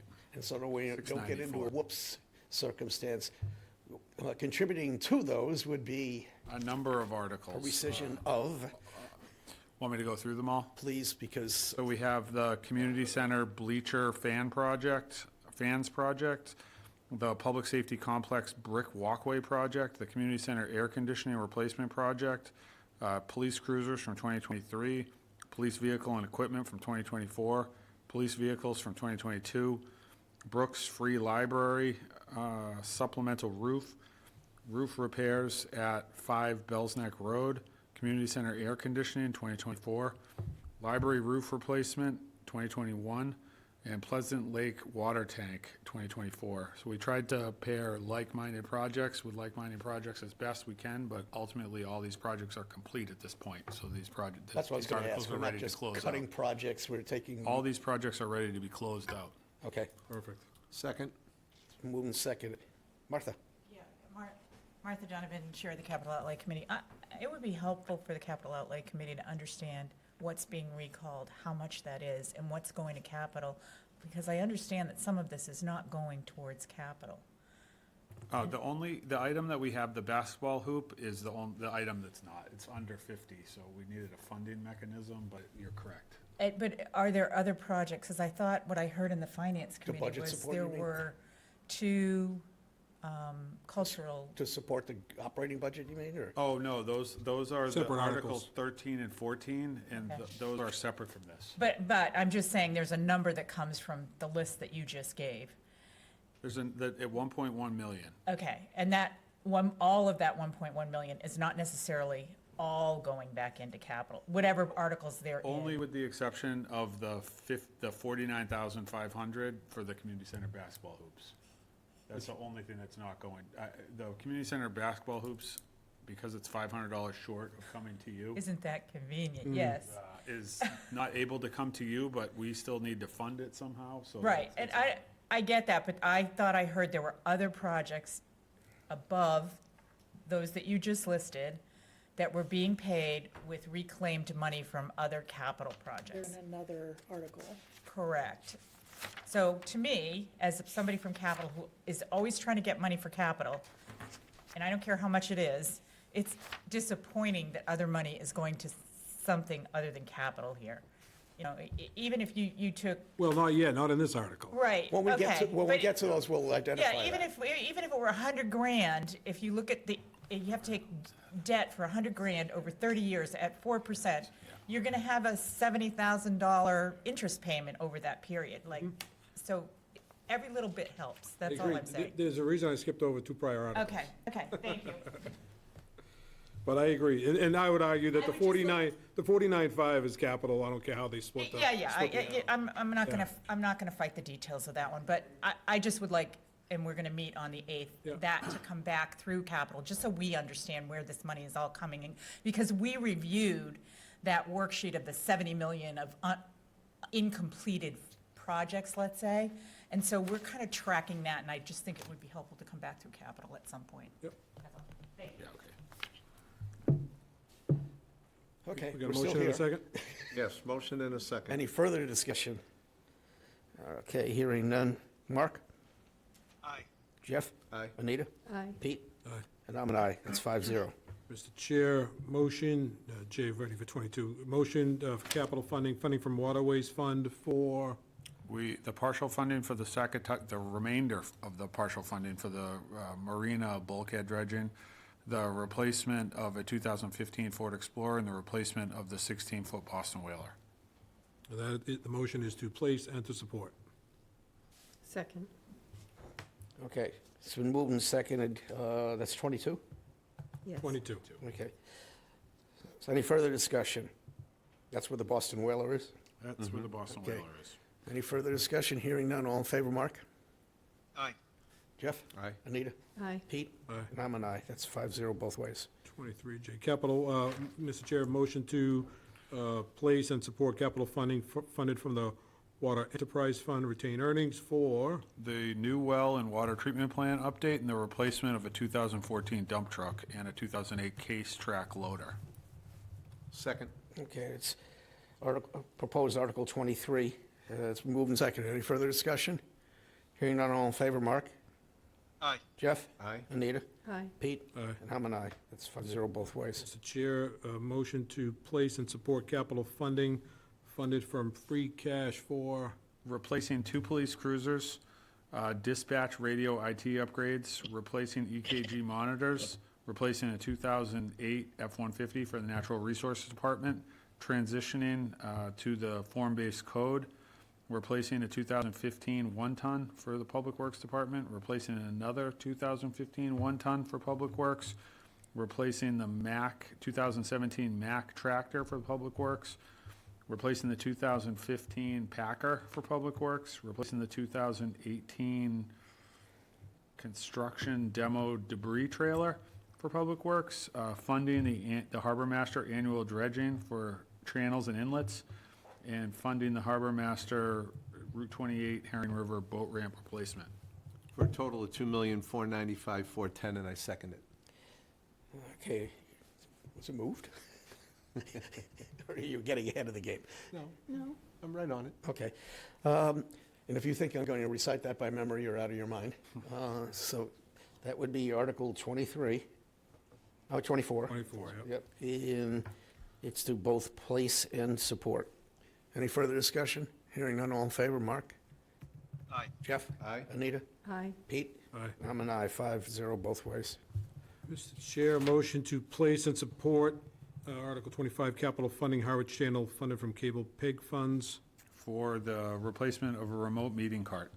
Second. Okay, it's moved and seconded for Article 25. Any further discussions? Hearing none, all in favor? Mark? Jeff? Aye. Anita? Aye. Pete? Aye. 5-0 both ways.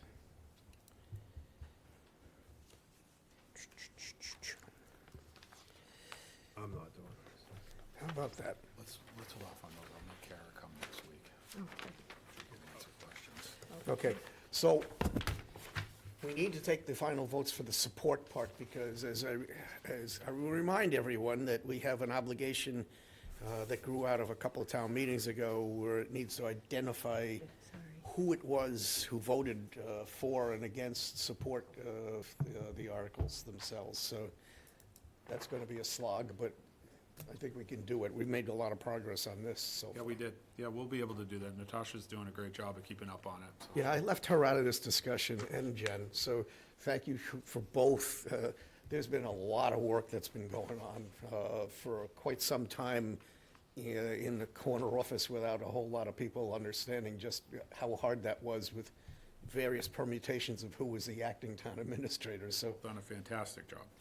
Everybody pulled in the same direction. It was extraordinary. Mr. Chair, if I could. Yep. I'd like to move that we let Jen Mintz go home if we don't need her anymore.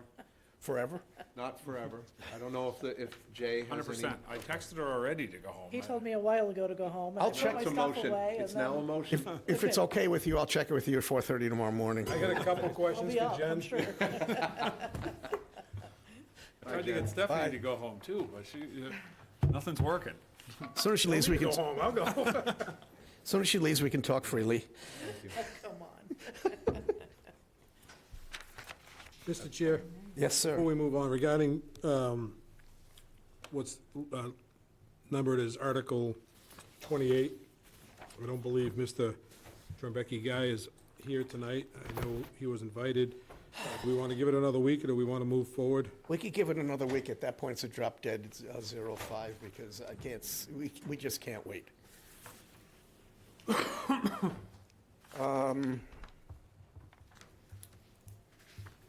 Same with 47, Mr. Chair? Assume so. There was one in here, 47. Yep, same deal. He's got to come back or else they're not going to be supported. We can't take them off because they're petition articles. I think we were going to hear Mr. Urbano tonight. I don't see him. Not on these, but I believe he was. Matt's still here. Matt? That would be Lou. Trust me, it's coming from Mr. Howard. Yes, it is.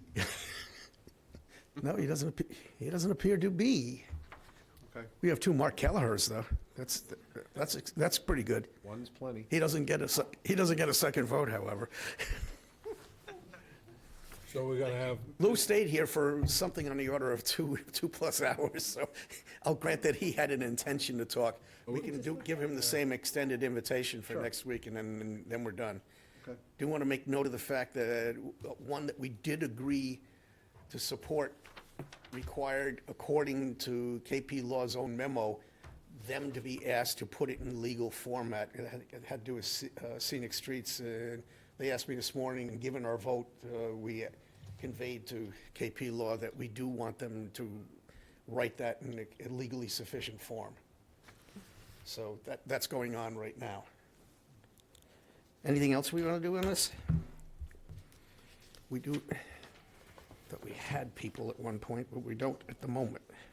well, I think the Affordable Housing Trust language, Yeah, motion to, it's already placed, so motion to support the amended general bylaw 140 regarding the Affordable Housing Trust language. I will remind anybody, because I haven't noticed a second, that this is merely something that clears up probably an 8-year-old problem. It is merely changing the form of the housing trust to have the town administrator as an ex officio non-voting member, but still inextricably involved with them, so we all know as a town what's going on and what's being guaranteed. But nonetheless, it'll allow one more appointment of a citizen for the 5 members on the board, and then the other change is going to be, because it's not going to be the chair in perpetuity, because it's the chair, it's the town administrator, it'll allow them to reorganize every year in the same manner every other committee does after the 1st of July, picking a chair, a vice chair, and a clerk from amongst its own members in a manner that they choose. So that's all it really does. Was there a motion? There was. Second. Okay, that's what I was looking for, the second part. All right. Any further discussion on that? Hearing none, all in favor, Mark? Either Mark would be fine. Aye, did you hear me? Now we can. Aye. I was going to recognize Mark again. Aye. Jeff, Anita. Aye. Pete. Aye. And I'm an aye. That's 5-0. I know, Mr. Chair, I know Mr. Berry's in the audience, but other than 53, I'm not really prepared to vote on the other planning articles. But clearly, that's just me, if the others are prepared and ready. I mean, I hate to have impositioned everybody by waiting hours to not get something done, but are you guys okay with coming back next week to talk about it? Because I'd really like to compare what we initially intended to want to do at the end of calendar 25 and compare it to what the language is here to see that we've achieved what we said we were going to. So if that's okay?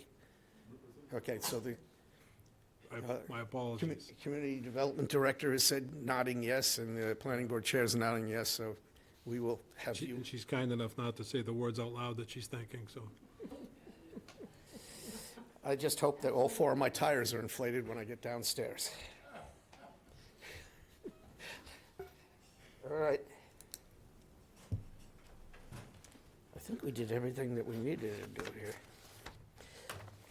And likewise, I'm not voting on the revolving fund authorizations tonight, unless I'm a solid no already.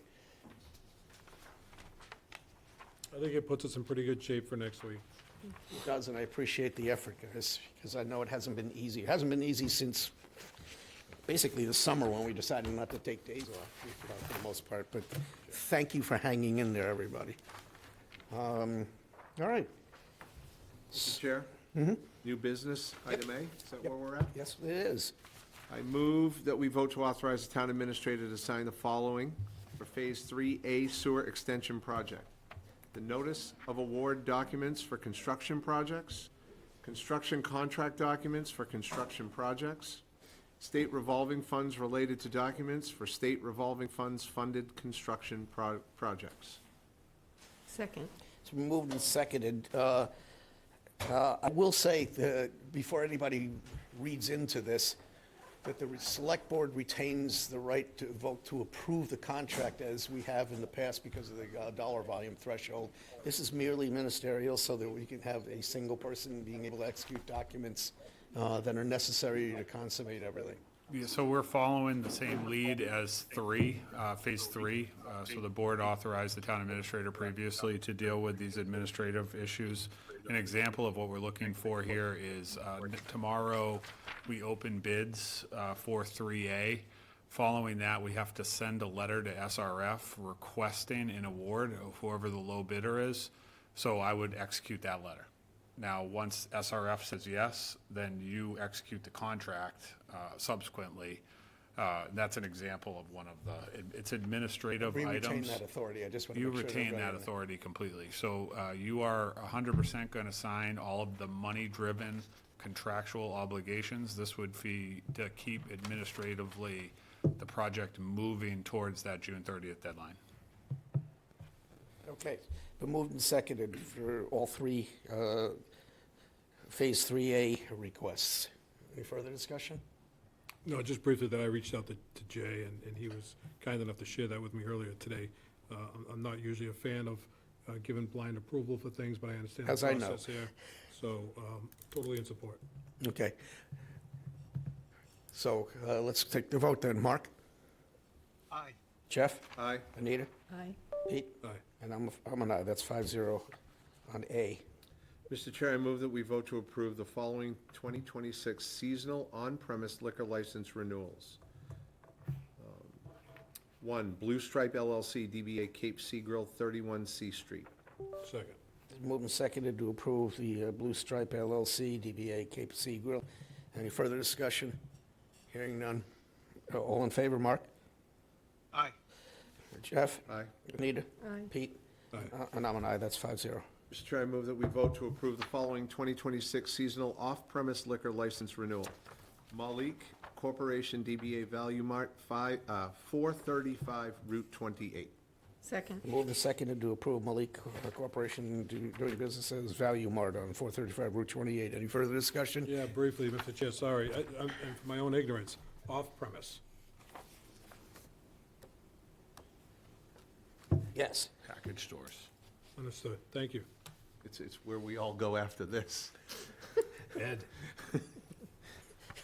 Okay. That's Route 28, though. It's bad form to have an on-premise liquor license for a gas station. Yeah, Just thought I'd say that. All right, hearing no further discussion, all in favor, Mark? Aye. Jeff? Aye. Anita? Aye. Pete? Aye. And I'm an aye. That's 5-0. Mr. Chair, I move that we vote to approve the following 2026 new entertainment license applications. 554 Street Bar, DBA Three Monkeys, 554 Route 28. Weekday, 11:30 a.m. to 12 a.m. inside. Jukebox Radio Television, Sunday, 11:30 a.m. to 12 a.m. inside, jukebox, radio, television. Okay, they're both inside, just so everybody Second. understands that. Any further discussion on the license request? Hearing none. All in favor? Mark? Nope, sorry. Mark? Aye. Jeff? Aye. Anita? Aye. Pete? Aye, still. And I'm an aye, 5-0. Mr. Chair, I move that we approve,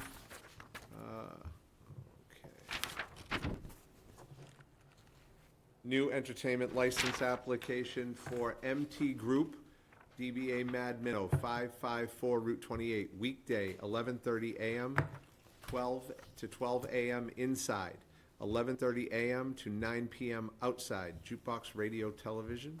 Sunday, 11:30 a.m. To 12 a.m. inside, and 11:30 a.m. to 9 p.m. outside, jukebox, radio, television. Second. Okay. I just, here we go. So I'm going to just, I can't find it right away. I'm just Give going me to a second, defer Mr. to Chair. Jen. Is this the same as last year in time?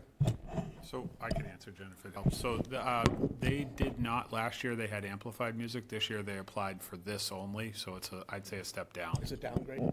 Downgrade? They actually didn't have anything last year. They got rid of all entertainment. They didn't apply for anything. Back in 2024, they had the live recorded music, Dancing couples and, all the things. Yeah. So this is really the least of all the entertainment evils, if you will. They're downgrading. so it returns to less than what they had outside. Less than what when they had it outside. previously. Yep.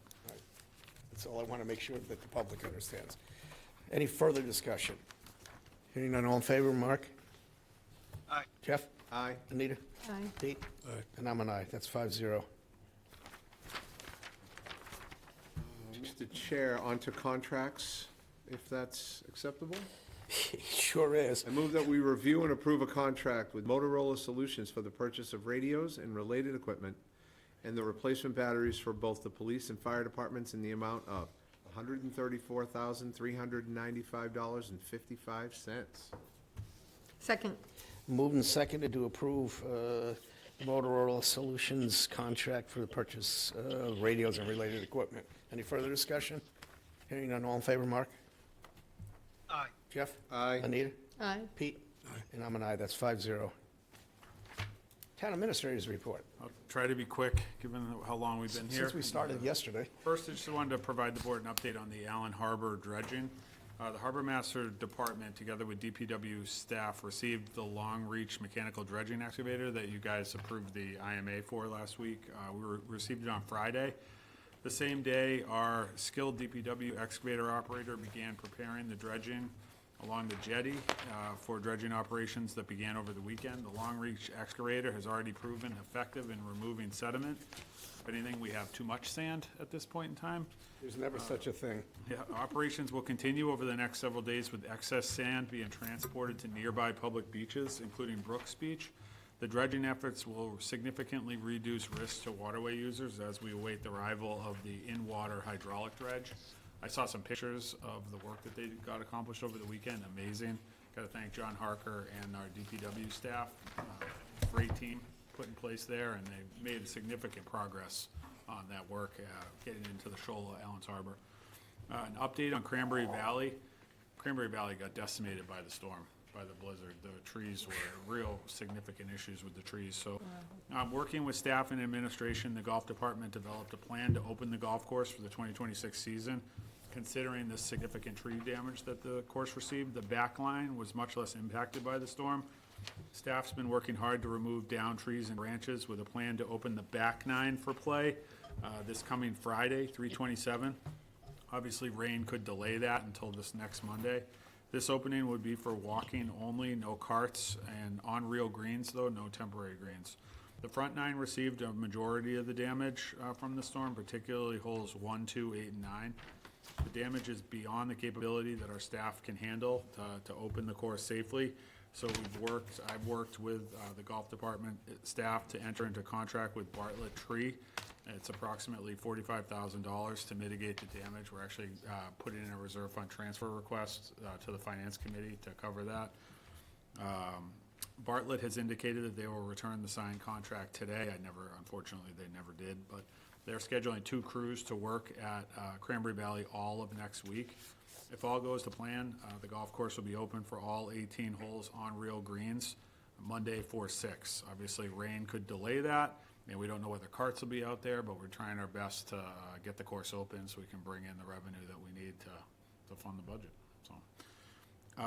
Just as a comment, because I know Jeff feels this way too, if there's a way for this to humanly be accomplished, Sean and his crew are definitely the people to do it. Yeah, they're working hard right now. The fact that they're gonna have 9 holes open by this Friday is pretty amazing, because I drove down there They last are week. pretty and amazing out there. It's a disaster area from the tree work. So, just an update, last Friday, we had an informal meet and greet here in the Select Board meeting room. It was an opportunity for me to meet all town staff. It was very well attended.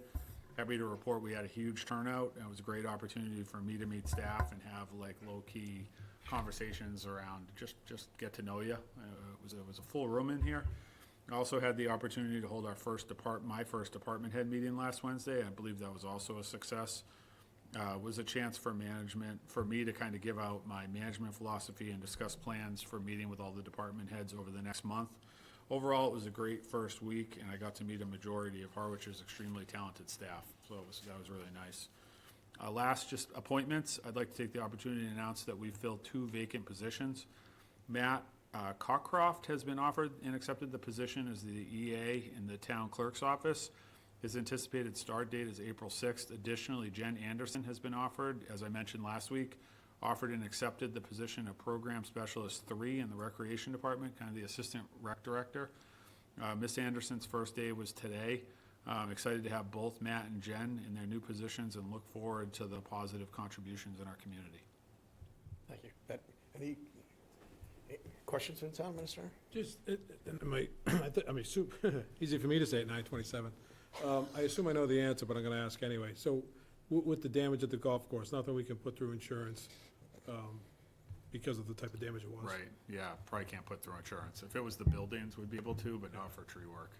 But that's a perfect example. I wanted to bring it up when we were talking about the reserve fund, but when Roman came and met with me, immediately Jen and I were like, this is the reserve fund. We're gonna do, and the look was like, it's just not what department head they're used to hearing. So I think being able to proactively use that a little bit more aggressively is exactly why we need it for things like this. Agreed. It was cemetery departments dealing with a similar, I don't know the scope yet. It's much smaller, obviously, than the golf department, but similar issue with Bartlett, going to be doing some work over at the cemeteries to get some, DPW goes in, does what they can, just like Sean goes in, does what he can, but sometimes when there's a historic blizzard, it's more than we can handle. Yep. If possible, I assume some folks have pictures. I would love to, see them forwarded along as far as see some of the damage. Will do. Thank you, Mr. Chair. Okay. Select Board report. Mark? Or Mark? I have nothing. Both of you? Good. I have nothing, Mr. Chair. Yeah. Anita? I don't have anything, thank you. Oh, so we wish we had nothing. This will be brief. This is a request for next week. I was forwarded, as perhaps a few of you were, a communication related to the folks in Reading and their letter in which they sent to the Commonwealth regarding, I have it in electronic form as well, so I'll forward it that way, but regarding their support or encouragement of the Senate President and the Speaker of the House to go along with the voter mandated and approved audit that was conducted back in November of 2024. There's a typo right there already, but nonetheless, I didn't, although I typed this up, I plagiarized. They were kind enough to send me their copy. So I would love to see us put this on next week's agenda to see if we can send similar support to the folks up in Boston. Jen's got it. I'll send electronically. Fix my typo that I already found. For some reason, the rest of the government doesn't recognize Diana as a real elected official, nor does it recognize elections. No, and I appreciate the efforts of the folks in Reading and trying to move it along, so. That's all I have. Okay, and I don't have anything except for asking somebody for a motion to adjourn. So moved. Second. It's moved and seconded to adjourn. All in favor, Mark? Sure, you could just go to the pool side. We're gonna ignore you. Jeff? Aye. Anita? Aye. Pete? Aye. And I'm an aye. Mark, you can remain online.